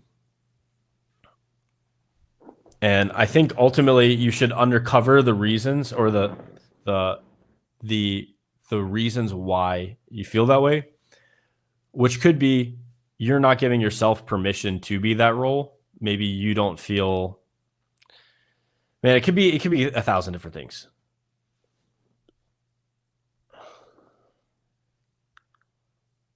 We're still talking about San Francisco. Do you think you created artificial demand rarity because you had to leave SF when you bang that chick? Seems like that's why it contributed. Plus, I didn't tell her I was leaving until she was at my place. But there were 2 other girls that I banged in San Francisco that I didn't even tell them I was traveling there. So, but there's actually that thing that you're talking about can actually cut the other way most of the time. I'd say it's probably 80-20. 80% of the time, you visiting a girl's city where she lives and then leaving soon is a downside for her, because what you'll realize is that girls, they're willing to have a short-term mating strategy to get a guy into a long-term mating strategy. What the fuck? Do these confetti? So basically, what that means is a girl will fuck you in order so that eventually she'll have a long-term relationship with you. This is why short-term dating strategies or mating strategies exist for a reason, and that's one of the reasons. It's like they're getting their foot in the door so that way they can hold on to you. And if you remove that potential of it, the deal is less satisfying, right? Think about in offer terms and like marketing. Hey, you're having a great time with me. You get great emotions. You have a great experience. I'm stimulating your intellect, your emotions, your spirit. You feel alive when you talk to me. You feel good in your body. You're kind of turned on. And, on top of that, once we fuck and we have a crazy, amazing experience fucking each other, and you have multiple orgasms, you get to try all of these fantasies. And once we do that, then you have the possibility of even seeing me long-term in a fuck buddy relationship or as my girlfriend, potentially. And what you do with the offer is you take those parts out of it. Like, number one, if you fuck me, I'm never going to fuck you again, not even casually, because I'm fucking leaving. And number two, that, you're not going to have a relationship with them. That is it's a downside. So it actually goes against you more than that helps you. And it kind of is interesting. The opposite, it's the opposite when a girl is traveling to your city. That said, some girls just want to fuck, dude. Whoever has this idea that like, oh, dude, girls, why would a girl fuck you if she can't get a relationship? Like, sometimes girls just want to fuck, right? If she has a great time with you, it's like, listen, unfortunately, the deal is kind of tampered because I can't see you again, but I want to fuck you super bad because we're connecting. You're hot. It's an awesome experience, whatever. So I'd say probably Pyongyang, North Korea is definitely on that list. I would also say Mecca, Saudi Arabia would be really difficult to compete in. And man, where else? Maybe somewhere like Chad or Niger, or one of those countries that is in that what's it called, the Arabian Desert, not the Arabian Desert, the Sahara, right? Am I thinking of the right desert? What's the desert at the top of North Africa called? Is that the Sahara Desert? Yes. Okay.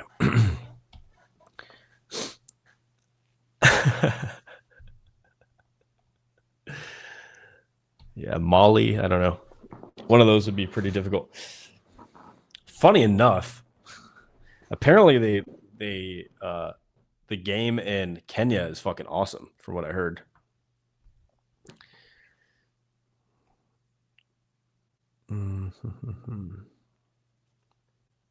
Oh man, let me see if I can pull up this funny photo. Just reminded me of something from my buddy who went to Kenya. Oh, please tell me I have it.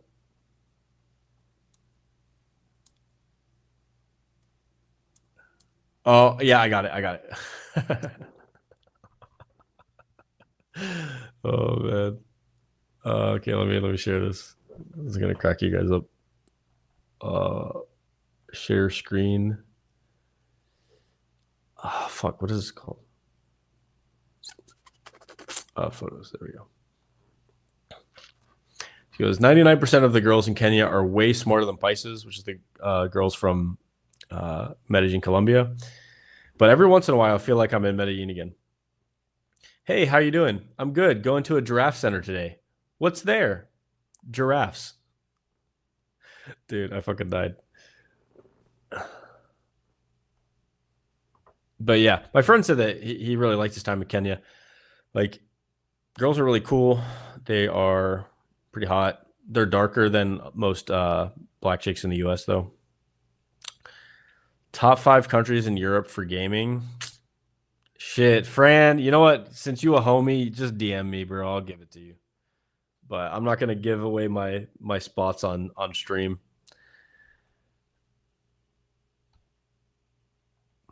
The passport bro thing is taken off. Back in the day, you'd say like, yo, this is a really cool country for this. And people would be like, that's cool, bro. I'm never going to go there. And now it's like people are actually going places. So yeah, I don't want to, I have a giant, like my audience is guys who want to fuck, who have like, you know, the money and freedom to travel places. So it's like, if I say somewhere's good, it's like immediately 100 people go there. And then that network effect happens where they tell other people, and then it's like 10,000, and then it's like fucking 500,000. It's like, bro, I can't. I'm partially to blame for Medellin, Colombia, being discovered and like being taken over. Like, one person that I brought to Colombia has brought like 500 people there. Like, I'm not joking.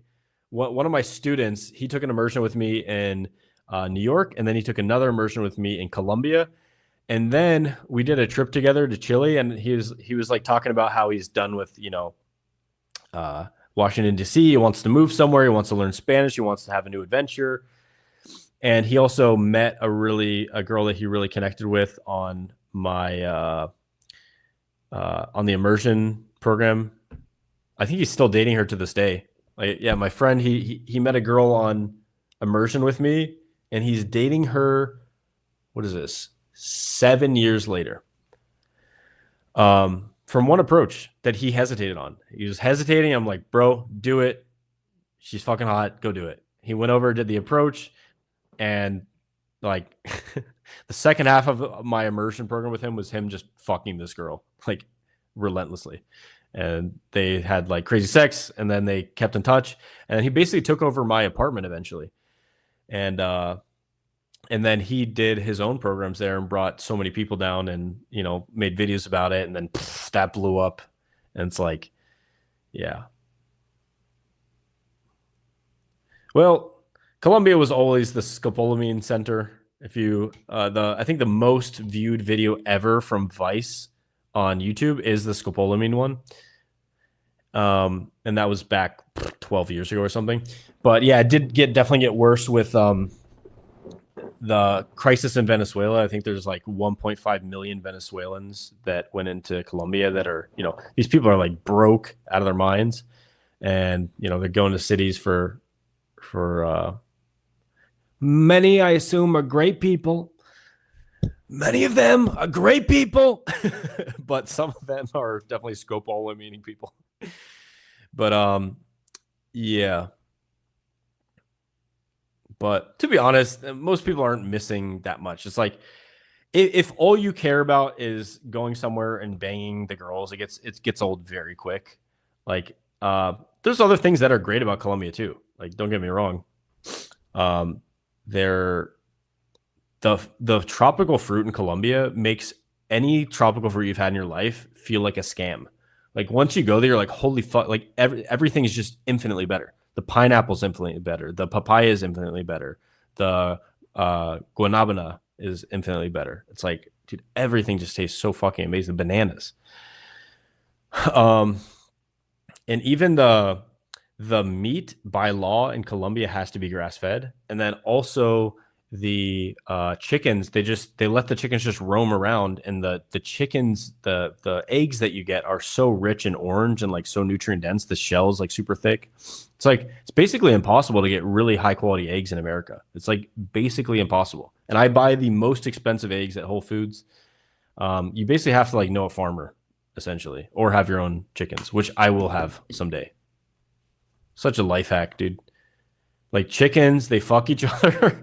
They make babies that make more eggs, and you can eat the chicken. Like, dude, chickens are a hack. Civilization hack. Cool. Why am I not living in Colombia anymore?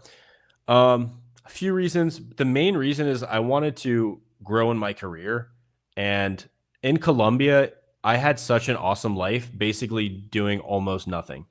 So I'll paint you a picture. Imagine just for yourself, you're living in a 2-story penthouse with a staircase, marble floors, 5 bedrooms. You have a private chef coming every day.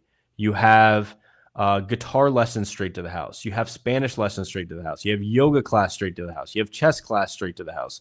You have a hot bisexual girlfriend who actively is bringing her friends over to fuck you and picking up girls to fuck you.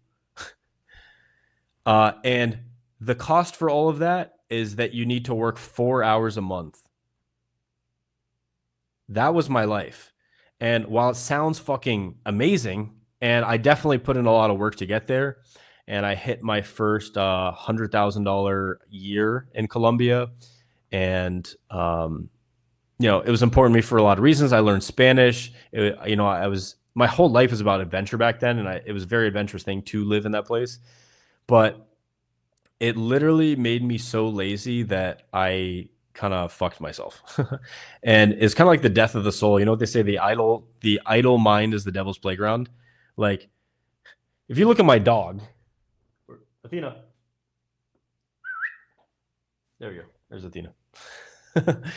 My dog's a border collie, right? They say people's dogs are similar to them. Border collies, they need a job, they need a purpose, they need extreme amounts of activity. If they don't, they engage in destructive patterns. And I think that's what happened with me. It's like over time, I was like I have a need to contribute that is so great. Why am I on this call answering questions 1 hour and whatever, what is it, 40 minutes into it or something? Yeah, 1:43, and it's 11:29. I have to go to bed very soon. But the reason why I'm on it is because I have a need for contribution. If I don't contribute, my fucking soul dies. Like, I need to help people. I need to reach the people who are where I was when I was starting out. When I first started out, I didn't have fucking anyone, dude. I didn't have fucking anyone. I was lost. So I want to be that light that shines in the darkness for those people. And I feel like that's my life's purpose. So when I kind of got detached from that, and I only had to work 4 hours a month, it was bad. I like working. I like being engaged in work. It's one of my favorite things. So, yeah. So that's the main reason. People think I left because I had a media scandal there. I lived in Colombia for a year after that media scandal. Like, it didn't really do anything. Have you ever been to Brazil? I haven't been to Brazil. My buddy, if you want to check out someone who has the best information about Brazil, type in Redbeard Rants. It's my buddy Casey. I've been friends with him for 11 years now, and he's got really solid game. Very cool guy, and he has like the best content about Brazil, and he tells it like it is. So the things that I do to have a productive schedule, honestly, it's not an app. Like the main thing I use is like a book. So I use a agenda paper, and I've heard a lot of people doing this as well. Like I don't want to have to log into something to see what I have to do that day. Now, I do use Notion. Notion keeps track of a lot of other things like my upcoming YouTube videos, just a brain dump of all the stuff I have to get done. But then I have a priority list, so it's a board list. So you can find some kind of like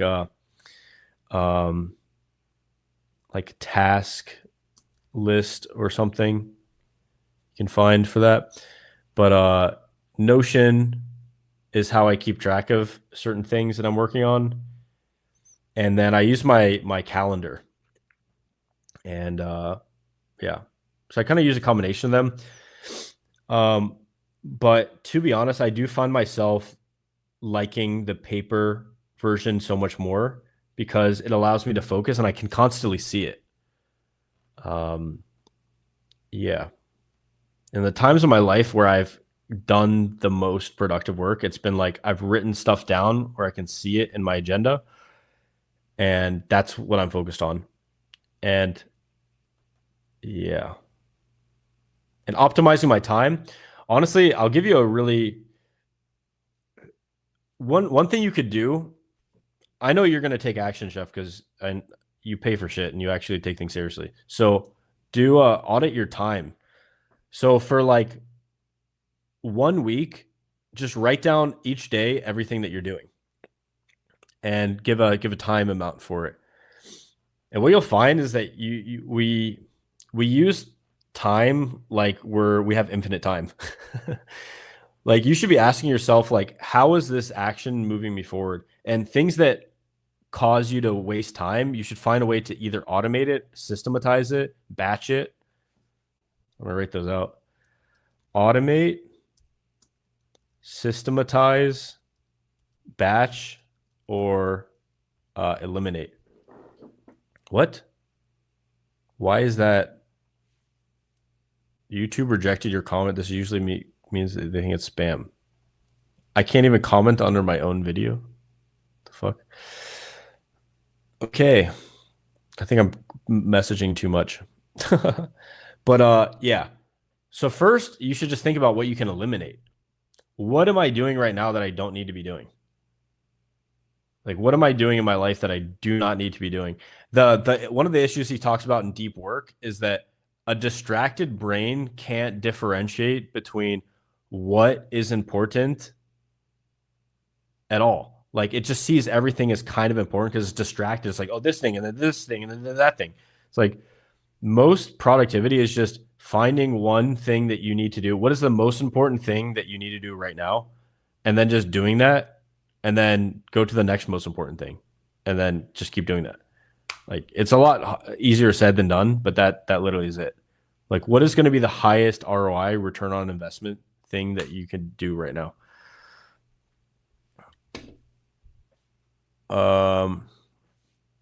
Okay. Yeah, so I use an agenda, I use Notion, and I use iCalendar. And yeah, look up on YouTube, look up videos that say like how I organize my life in Notion, or how I create my to-do list in Notion, things like this. And you'll see it, there's like a board. It'll be like priority this week, today, now. And it's like, so you can drag these little squares around of what you're doing. And there's mine has a brain dump section. So I just dump like anything I have to do, I just dump in there, and then I can prioritize it later. Like if it's something that's not important, I'm just going to leave it in brain dump. If it's something that's like, oh fuck, I need to do this now, then I'm going to drag it all the way to now.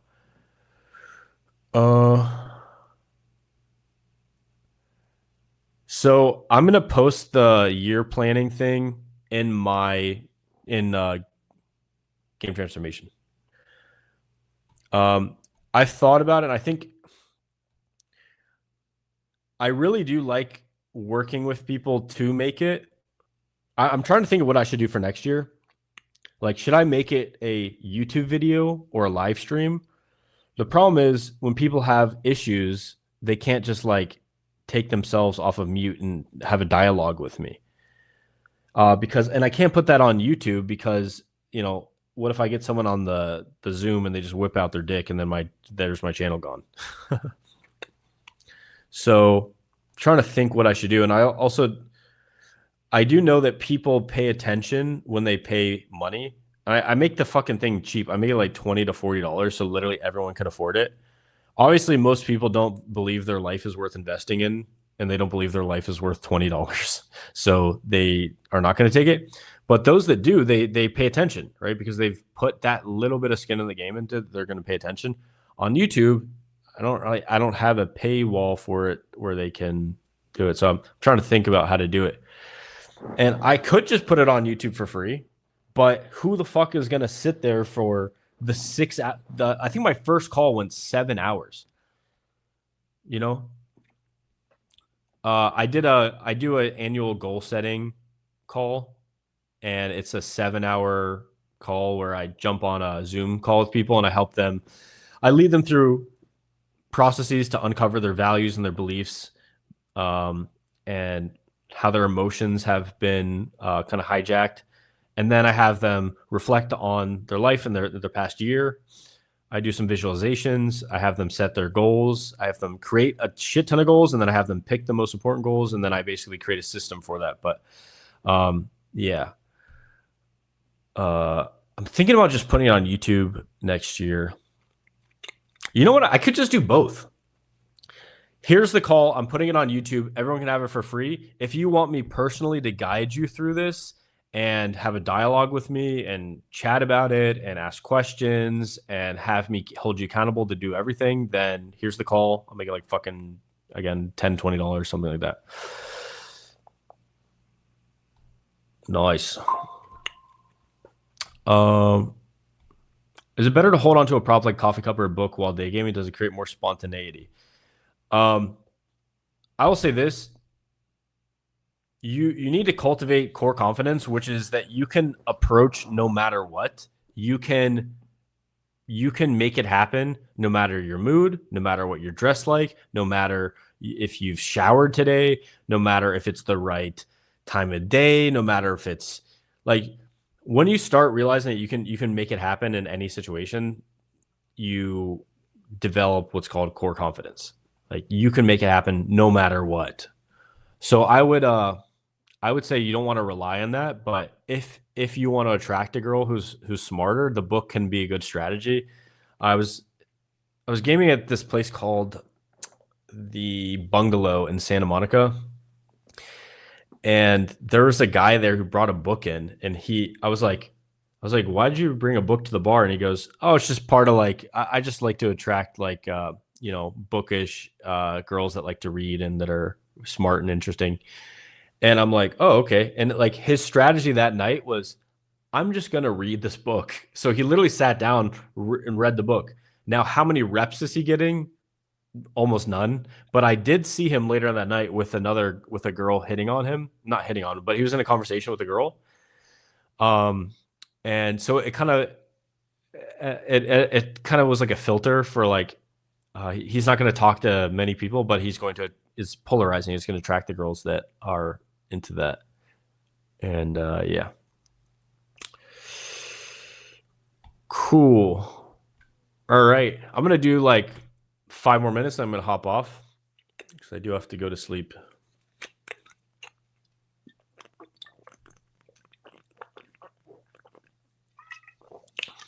One of the biggest things in my life that get me off track is my sleep.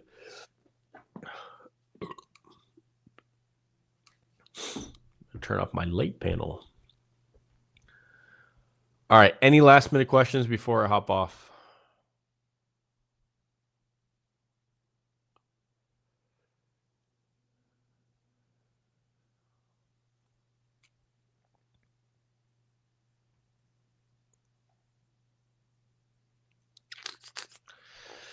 Should I set a goal to last 4 minutes in bed?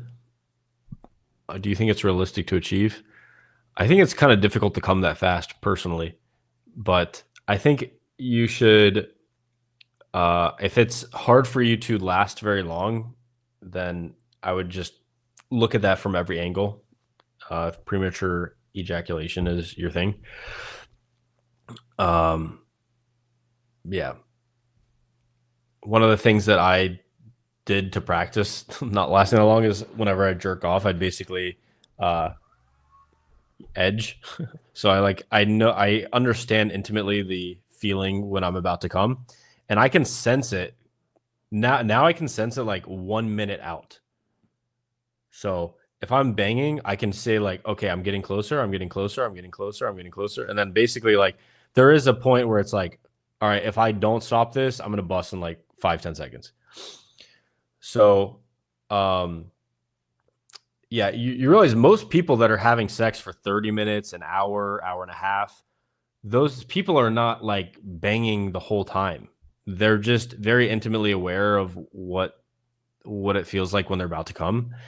And the kind of interesting thing is if you go and like for me, if I just bang full out, I'll probably bust in like 10 minutes.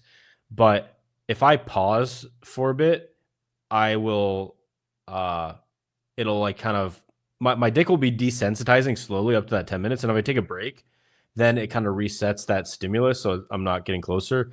And then I'll start again. And then if I keep repeating that process of starting and stopping, kind of like red light, green light, eventually I just get so desensitized that it's almost impossible for me to come.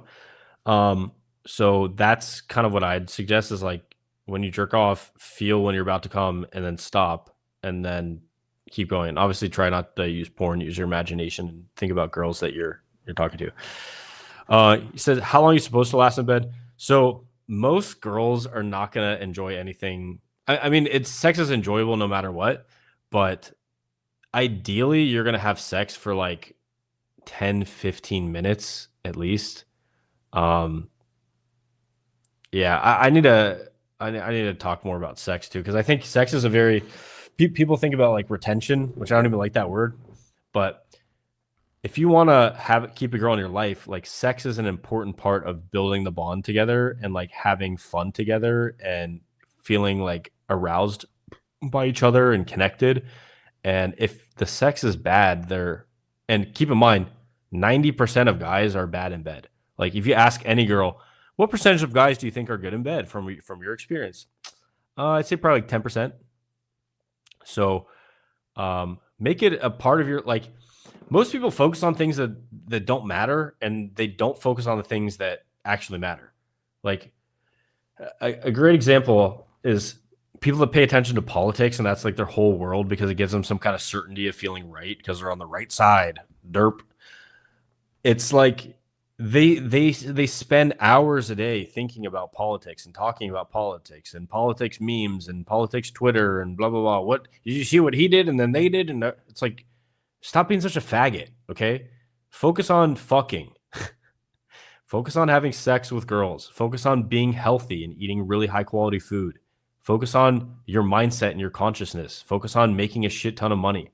Focus on hobbies that bring you joy. Focus on like doing fun hikes and cool experiences with your friends. That's what actually matters. So, yeah. So this is an area of your life that you need to get good at. So, yeah. If I told you guys what my sex is like, you'd be like, I need to see that to believe it, Austen. I don't believe it. I don't know who this guy is, Joe. I think where we go. Oh yeah. Yeah, blue blocking glasses. Ever game in Minneapolis? Yeah. I was actually in Minneapolis. I went on a hunting trip, and there are a lot of cute girls in Minneapolis. And the problem is with that city, it's so fucking spread out. But yeah, a lot of the really hot girls that I saw were like working at like stores. Like I didn't see them really walking around the city or parks or anything, but I saw them like working at stores. So I guess one of my strategies, and you know what's funny? There's that guy,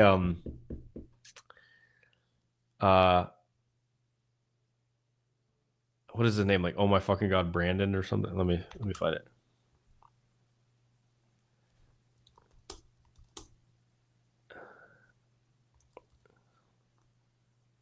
Let's see what that guy's name is. Oh, Brendan. Brendan, I think. Brendan LMAO Brendan, I think. Yeah, let's see. Yeah, it's Brendan LMAO. This guy, he films all of his content inside of stores in Minneapolis. This guy's fucking hilarious. But yeah, a lot of hot girls up there. Cool. Let's see what else we got. It makes sense too. It's like Scandinavians are probably the most attractive people on planet Earth, and tons of Scandinavians moved to Minnesota. Like there's the Minnesota Vikings, right? So have I gamed to Detroit? Yeah, I gamed to Detroit while driving from LA to Toronto, and we went out. Some like university or something was pretty big there. I honestly don't remember much about it. I just I didn't spend much time there, like literally there for like 2 hours or something. I think I was in Ann Arbor. Now that I think about it, yeah, I was in Ann Arbor, close to the University of Michigan. Yeah. Yeah. Um uh Niagara Falls. I think that's pretty much it. Oh no, I've came to Montreal. Montreal was quite good. Montreal. Yeah, I feel like Montreal had more attractive women, but Toronto is the city is just set up better that you can see them better.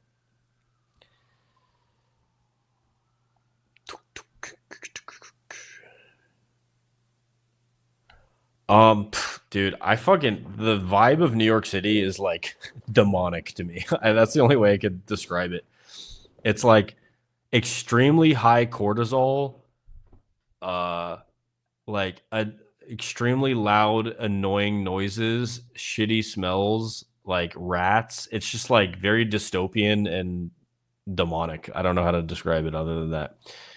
Um, yeah, it is like divorced from it's basically as far as you could get from like what humanity is supposed to be like in one place. That's kind of how I feel about it. Um, it's so funny. People are like, New York is the greatest city in the world. It's like, have you traveled? Have you left New York? No, not a huge fan.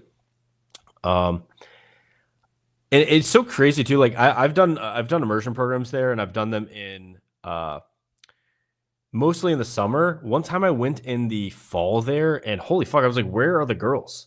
I feel like during the summer, because there's so many of those interns that are working at those big companies and corporations, they get like a lot of hot girls. But during the fall, it feels like they all leave or something. I don't know what's going on.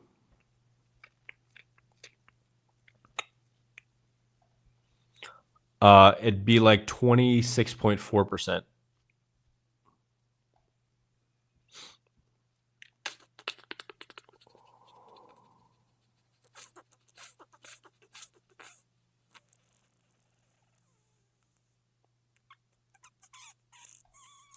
Well, you're not gonna like my take on this. I think every uh like major city should have fewer cars in it. Like there should your city should be based around people walking and biking. Like you should be able to walk and bike and see pretty much everything in your city. That's my take. Like if you guys want to like go down a fucking rabbit hole and get orange pilled, check out this channel, Not Just Bikes. I bet some people know about this just already. But he basically describes how like there there are no hold on. Yeah, bro, just go on. Just invite me. I'll tell you the real reason. Um, so my buddy Casey, I introduced him to the guy. What the fuck is his name? Fresh Walter Weeks. I introduced them together because I literally cold approached Fresh. I was like, dude, nice dog. What's up? What's your name? And we just kind of started up this conversation. He asked me for my Instagram. I gave him my Instagram, and then Casey connected with him, and then he saw my YouTube. He's like, bro, yo, you got a lot of followers. And I'm like, yeah, I've been doing this for like, a long time. And then he asked me to do videos like Lamborghini prank video, like the gold digger pranks and stuff like this. And I'm like, what? I just was not about it. And anyway, they ended up becoming roommates together, and I would go visit Casey, and we'd like cook together, whatever, hang out. And when I was at Casey and Fresh's place, I said something that pissed him off. He I forget what he said, but I said I was like, bro, I have way more subscribers than you. What are you talking about? And he goes, yeah, but for how long though? And unfortunately, he was right. His shit did blow up. But yeah, he just didn't like that I didn't really fuck with him in the beginning. I mean, he's a cool guy. I like talking to him. He's cool energy and stuff. It's just I'm not. He didn't understand that if I were to film a gold digger prank, it would like tarnish my entire brand, and I'd literally look like a dumb faggot. Like, here's the gold digger prank. Here, that's what the girl like, right? The Lambo. Like, if you actually talk to people who can afford and buy Lamborghinis, they all say the same thing. Their dating success goes down. Like, the same thing with one of my buddies in my entrepreneur organization here. He has a yacht. He co-owns it with another guy. He goes, it's easier to fuck girls by inviting them to a what's it called? A pontoon boat. Pontoon boat's like fun, hanging out, people. It's great. What does yacht say? Says it makes girls feel a little bit more like this taking energy. Like, oh shit, he's inviting me to this, but what's gonna happen? Does he want something from this thing? As opposed to just like, it's a fucking pontoon boat. Let's have fun, So it's kind of like a counterintuitive thing that you'd think it would be the other way around, but it isn't. In reality, in the real world, not in your imagination, in the real world where people actually do this, that's the result.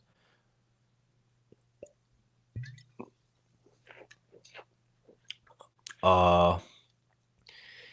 So I'd say, there is an overlap between red pill and pickup. Maybe it's 40, 50, 60%, something like that. But it's those like whatever 30, 40% that is a disagreement between pickup and red pill that is just like absolutely disastrous. Like, though there are some ideas in red pill that I disagree with so strongly that I would I just don't like denying reality. And a lot of people in red pill, they're stuck in this like kind of trauma response to a bad relationship that they have, being cheated on, being divorced, whatever. And they use that like pain body, as Eckhart Tolle would call it, and they just need to feed off of that pain, so they keep creating these situations and this dialogue for them to create this reality in their heads.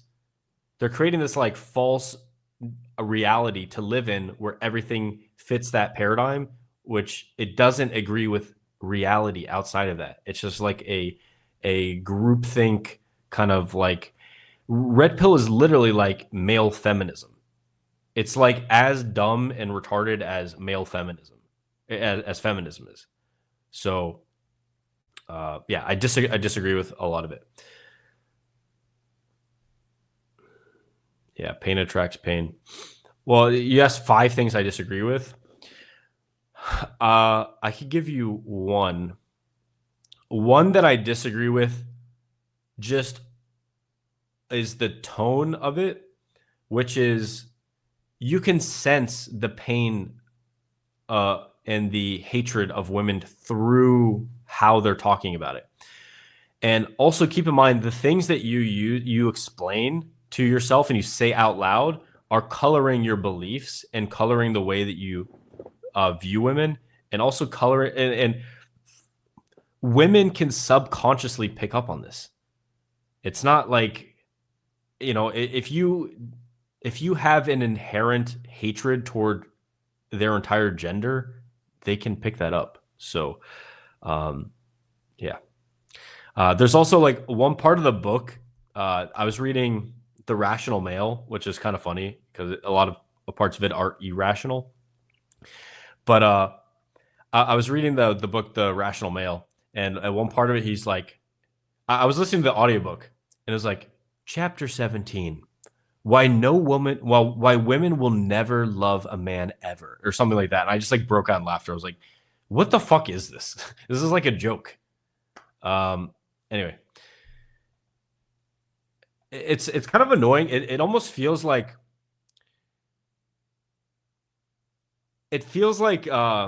my buddy works at NASA, and he's had like debates with flat earthers. It's like this dude has spent a decade of his life doing math and science to build the Artemis rocket program at NASA, and he has to engage with someone who thinks the Earth is flat. And that's kind of how I feel. It's like, when you understand game, you don't hate women. You understand, you're pragmatic, right? You understand there's inner game, there's outer game. There's also things to be aware of so you don't get hurt while you're dating. But also it's good to look at the positives of women and have a good mindset and think that we're all human and we're all connected, right? It's this integrative approach. It's not a low level, low consciousness approach where you are lashing out like a little child. Yeah. And it's very one of the most fascinating epiphanies I had recently is that you can have very intelligent people who, because of their emotional issues, are caught up in the most dumb shit ever. So because this person has a inherent disdain for women, I forget what my train of thought was there. Yes, someone who said it's my bedtime. You're right. It's in 2 minutes. But man, I forget what my flow was there. But yeah, I don't know. There's good things and there's bad things. I think the things I wasn't even referencing that show the most. It was just that whole this is what I was getting at. Is that you want to have an integrative approach. You want to have like a holistic approach for dating. That's what works, not just focused on the defense. Like only listening to Red Pill would be like focused on playing a game of football, but only focus on defense. It's like you're going to get destroyed if you only focus on defense. You need to focus on offense as well. Like if you don't score and the other team ends up scoring, you're going to lose. So yeah, like what I teach is a holistic approach. It's the only approach that fucking works, which is, yes, work on your inner game, work on your outer game, work on, the defense, and also work on the offense. Make yourself more attractive. The problem with any of these individual things is that these people go excessively reductionist on one thing. I don't know if you guys saw the debate I had with Lucario. Excessively reductionist on, screening for compliance, taking that to the nth degree, which is not optimal. And then you have people that like the looks people. Like if you take that to its fullest extent, you're literally a helpless victim or not even a victim, you're just helpless, and a woman either chooses you or she doesn't. So taking any of these in Red Pill, it's overly focused on defense. What about here's the actual strategy. And also here's the inner game. You shouldn't be spending hours of your life digesting content that creates a subconscious aversion and dislike of women by listening to accounts of like these 0.01% occurrences that make you think that all women are bad. It's fucking stupid. So by overly focusing on any one aspect, you are having bad outcomes. So, yeah.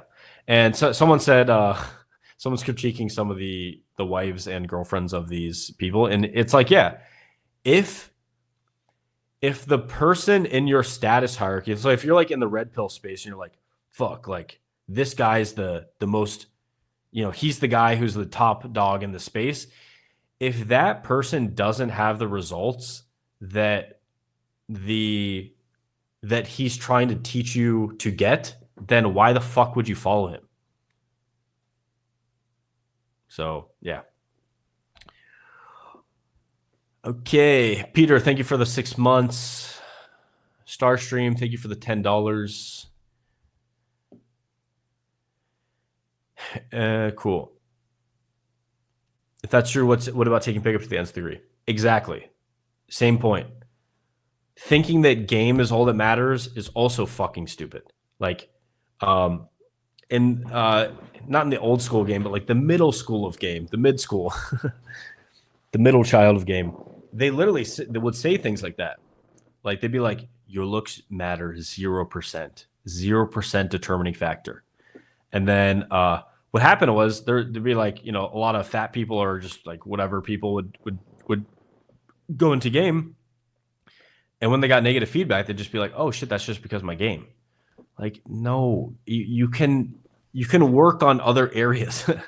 Like it is a good mindset for people starting out so they don't get trapped in that, and they don't get trapped in that self-image, in that learned helplessness, and kind of like saying, I'm not good enough, I will do this when.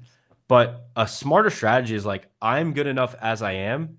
I'm going to identify as a healthy person, and I'm going to take steps and actions to become a healthier person. And while I'm doing that, I can also learn game, right? One of the most underrated aspects of learning game is like, if you do day game, you can fucking put in 10K steps. Like if you have a fun Saturday, sun's out, you're walking around, getting exercise, getting your steps in, and you're also talking to girls and getting contacts and then fucking, it's pretty awesome. Yeah. So, and I think in terms of the status hierarchy with game, you should be aware of that too. Like there is an optimal time to stop game to focus on a relationship, and you'll get a lot more enjoyment out of life by having relationships. Cool.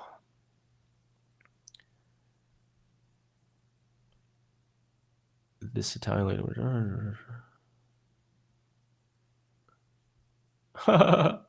Dodged the bullet with flat earther.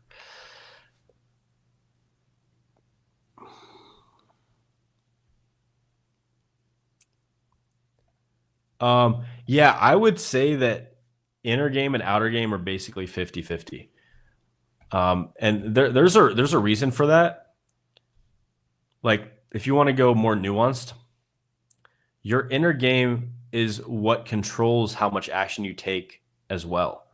So like how many people know how to get super jacked and low body fat? Like how many people here know like the basics of getting to, 12% body fat, 10% body fat, right? Eat fewer calories than you burn, right? And yeah, how do you do that? You lift weights, you walk, eat nutrient-dense foods. Like everyone knows that, but not everyone does it. And the reason why not everyone does it is because there's inner switches that are really steering the ship. And some of those are maybe you have an emotional attachment to eating, etc. So like the same things apply to game. Like if you believe that you are not deserving of love, you are going to take certain actions that you're going to filter reality through that lens of I'm not deserving of love, and you're going to discount and disregard all of the ways that people show you love, and you're going to overemphasize the experiences that show you that. So if you have poor inner game, you're not going to be taking action regardless. And even if you try and muster up the courage to do something, you're going to quickly stop, and you won't be able to sustain it long enough to learn the skill set. And game, I don't know if there's anything else other than game that is this like focused on, like, if any skill set that you could learn, this might be one of the most like inner game reliant or dependent ones. Like if I'm playing guitar, it doesn't fucking matter if I'm fat. It doesn't matter how I view myself. I'm just like playing guitar in a flow state, you know? But like, and same thing with the gym. Like if I'm going to lift weights, am I like, oh no, I'm very anxious to touch the weight. You're just like, oh, I'm just going to the gym, lifting weights, you know?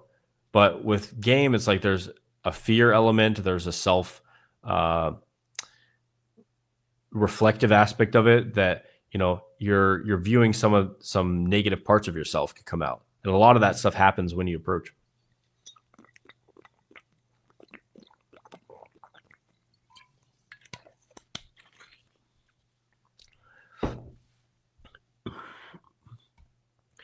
So his question is, do you agree that game is multidimensional, that game has no one-size-fits-all style, that there are several strategies and you got to pick the strategy that works best for you?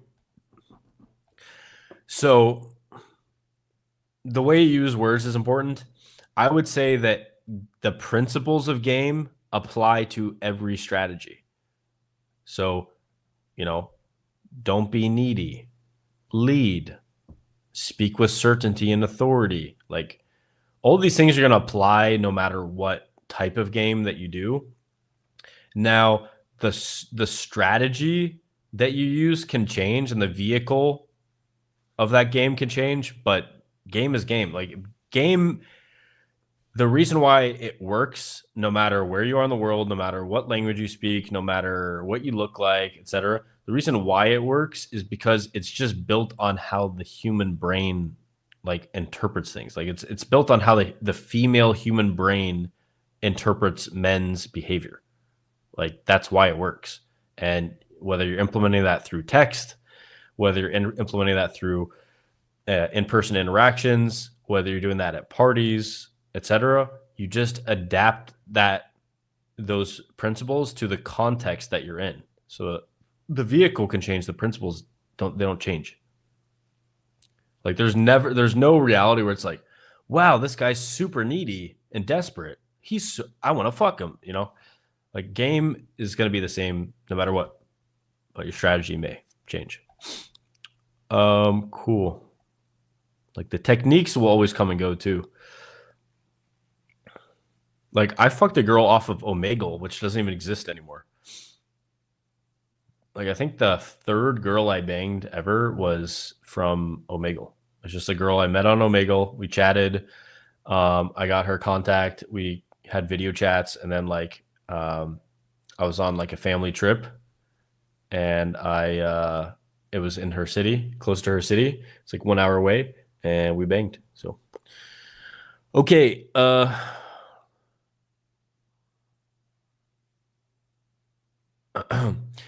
Yeah, I wouldn't say many, but the kind of like a lot of the experts or the guys that get like extremely advanced, they do. And those are people that don't reflect. Like they don't get that like having a fun, exciting, crazy dating life is not something that you have to do forever. Like there's stages to life, and if you don't get that, like you're not going to be living the fullest life possible, I think. So, yeah. Like there's nothing cool about being 57 years old and like rocking up to the club to pick up girls. It's like what are you doing, bro? There's a I mean a great guy to look at is like Hugh Hefner he's the guy who founded Playboy. Like later in life, you know, he's like 80 years old. Like girls don't want to fuck him, but they're like kind of like he set up a system where they do. And like if you read the book on it, Holly Madison wrote a book on it. Funny enough, there's like some good strategies in there of what he did. If you want to date multiple girls, but yeah. So yeah, and also keep that in mind when you're looking who to take coaching from. Like I've spent more time in relationships while learning game than I have not in relationships. Most of those were like open, or I had threesomes, with them, etc. But yeah, it's very important to not only practice the meeting girls, but also the relationship skills as well, if you ultimately want to attract the best quality woman. I think this is going to be individual per person, but I like this idea of optimal stopping math, and that you can basically, if you date 13 girls in a row, like if you got decent skill and with game, which usually happens for most people around like 30 to 50 lays, like they're very decent at the skill set, they understand it, they've gotten a lot of the transformative things have largely occurred. Then at that point, when you're like, okay, I've gone through this journey, I've spent at least 1 year going out, meeting girls. Now, I want to get in a relationship. At that point, I would say go on 10 dates with girls, or bang 10 girls, however you want to do it. And then once you get to the 10th girl, ask yourself, like, who did you like the most from those? And try to keep in contact with them, keep everything like going pretty well. And which girls did you like the most? Which girls did you like the least? Obviously, you don't have to keep in contact with the ones that you don't resonate with. But once you reach that 10th girl, find the girl from that 10 girls that you like the most and pursue a relationship with her. So that's basically my thoughts on that. And I have this concept I call the cyclical nature of dating, and you're going to go back and forth. It's like you're going to get in a relationship, you're going to date a while, maybe something will happen, you don't want to pursue it any longer, and then you go back into the dating pool where you think like, okay, this is fun, I get to meet girls, etc. You can go back and forth in that cyclical nature until you find like a girl that you really want to have kids with, and then you can settle down with her.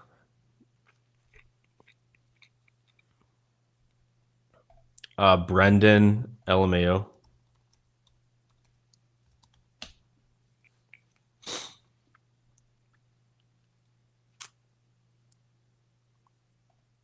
Yeah, there's a lot of profound truths that you can get at simply through like interacting with people, doing a lot of this, like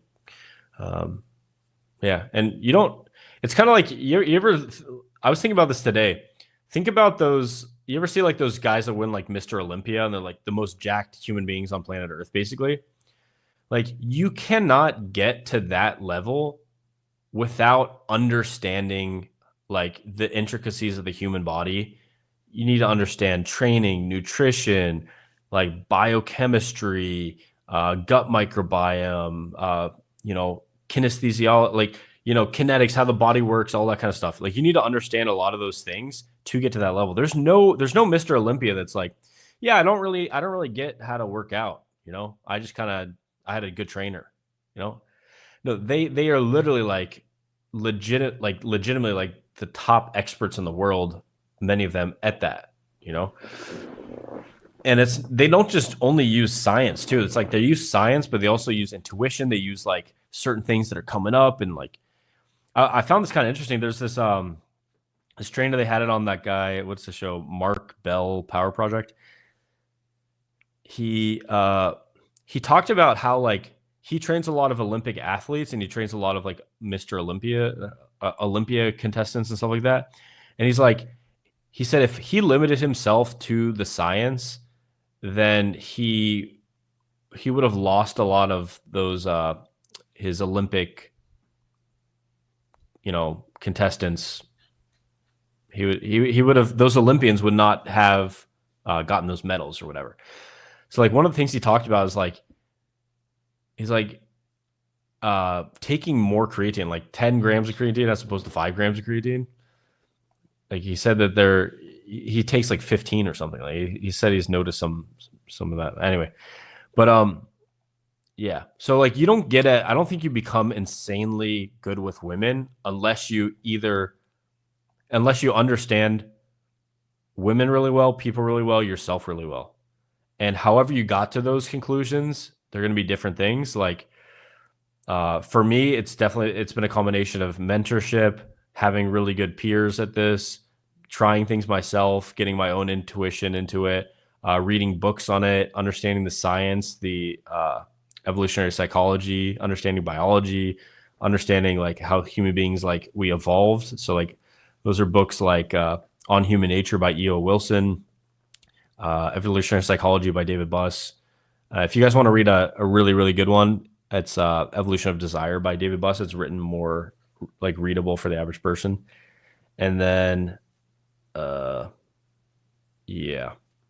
But yeah, you have to get at some of that stuff. Otherwise, you don't get the insane results. Like there has to be something giving you those insane results. Otherwise, every fucking ding dong would have them, right?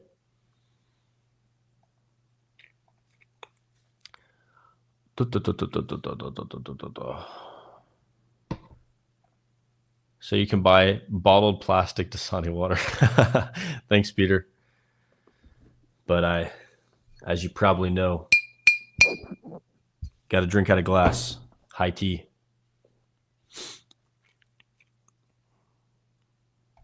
Wow, nice. What do you recommend to get better in sales? The most like annoying answer would just be to sell a lot. But like when your income is dependent on sales, these parts about yourself come out. But I would say get better sales by practicing it, but also read about the psychology and how things work. And then I would go through some sales coaching as well. And good sales coaching, you can like literally record your calls and they'll critique them. So I'd recommend that. But a great book I'd recommend is what is it? Influence, the Psychology of Persuasion. It's a very good book to write or to read.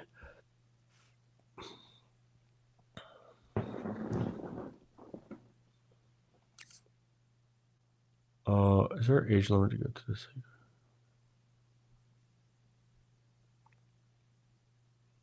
Is there an age limit to going through the cycle relationship / single? What if she's just close enough, but not 100%? I think what you mean is if she's close enough to what you want in a long-term partner. So I think about it more nuanced. I think like I have qualities that I will not accept whatsoever. Like girls smoking cigarettes, absolutely not. Any kind of like drug addiction, absolutely not. Alcoholism, nope. Being what's it called? Like overly stubborn, nope. Like I just have some like very I have some strict criteria, and then I have other criteria that are just like the nice to haves. And then I have a whole section where it's like these are things that I could train a girl. So I don't need to really look for them, right? Like fitness and eating healthy, you can get a girl into that within like a month. What's something else? I don't know. But yeah, think about can you by the way, yeah, thanks Peter for the $2. And by the way, man, I don't know, my brain's shutting down. But yeah, another thing too is keep in mind that a relationship is something you build.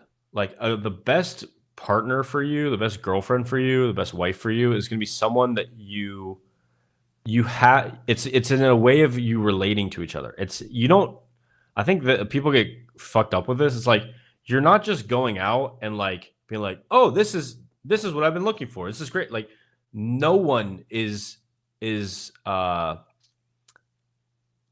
no one comes like ideally how you want. No one comes perfect. You have to train and you have to have conversations and you have to establish boundaries and you have to talk about how your needs need to be met. You have to have that dialogue to have the best girlfriend or wife.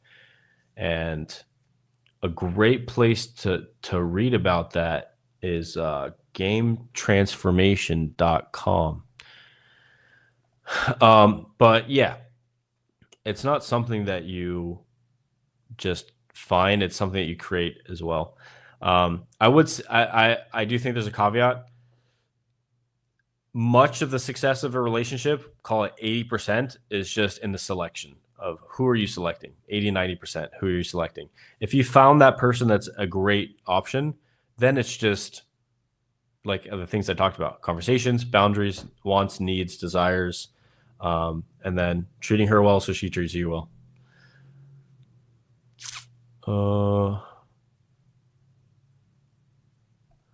What do you think separates people who get really good at game versus people who are average or bad at it? I would say the people that get really good at it have some kind of obsession. They're like obsessed, just straight up. I think I touched on this before, but it's like they're obsessed, and their speed of implementation, there's like an urgency there. I think that's one of the main things. Like, this is one reason I focus mostly on immersion, is because my coaching on immersion is so urgent, and all the biases that spur people to take action are going on. Like recency bias, like they're literally here. I'm making them do the things that they know they need to do. Versus I could tell someone, hey bro, your Instagram sucks. Go get a professional photo shoot. And it'll either never happen or maybe 6 months from now. Like on immersion, it's like, we're doing a photo shoot right now. Go upstairs, bring your clothes. We're taking photos. Okay, now go sit next to the dog. All right, here's the car. Here's the rooftop lounge. Here's the poker shot. Here's the pool shot. Here's the outdoor shot. Here's the boat shot. Here's you driving the boat with the hat. It's just like they don't have any choice. It's happening.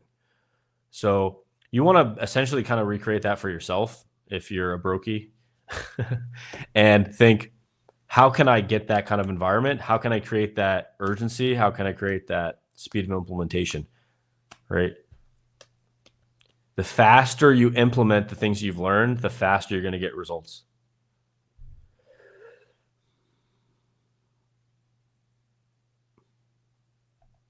Top places to live. So this is kind of a similar thing that I say to the relationship thing. The best city to live in is going to be the city where you have good friends and ideally some family, but good friends, and you have girls that you're dating, and you enjoy it. That's literally it. And that could be literally any city. Like when you think about it's the same thing. There's no place you go and you're like, oh my God, this is it. Everything that I've ever wanted in one city. Go to a place that you like, that's going to be helpful for you to create your ultimate destiny in this life. Right? So what city is going to be easiest for you to leave the mark that you want to leave on the earth? And yeah. And maybe for you, like, for example, for me, I do coaching, but I also, I'm fortunate enough to do a lot of stuff online and do my marketing online, make YouTube videos, and sell an online course. So I can basically live anywhere, and I'm just living in a place that I enjoy living. And one thing you'll realize is that if you're a winner in one city, you're going to be a winner in another city. And if you're looking for like geo arbitrage, there's not that much geo arbitrage to be found in the United States. Like if you want a geo arbitrage or dick arbitrage, you want to go somewhere else. But yeah. Okay, guys, I'm gonna go sleep. Good night. Bye-bye.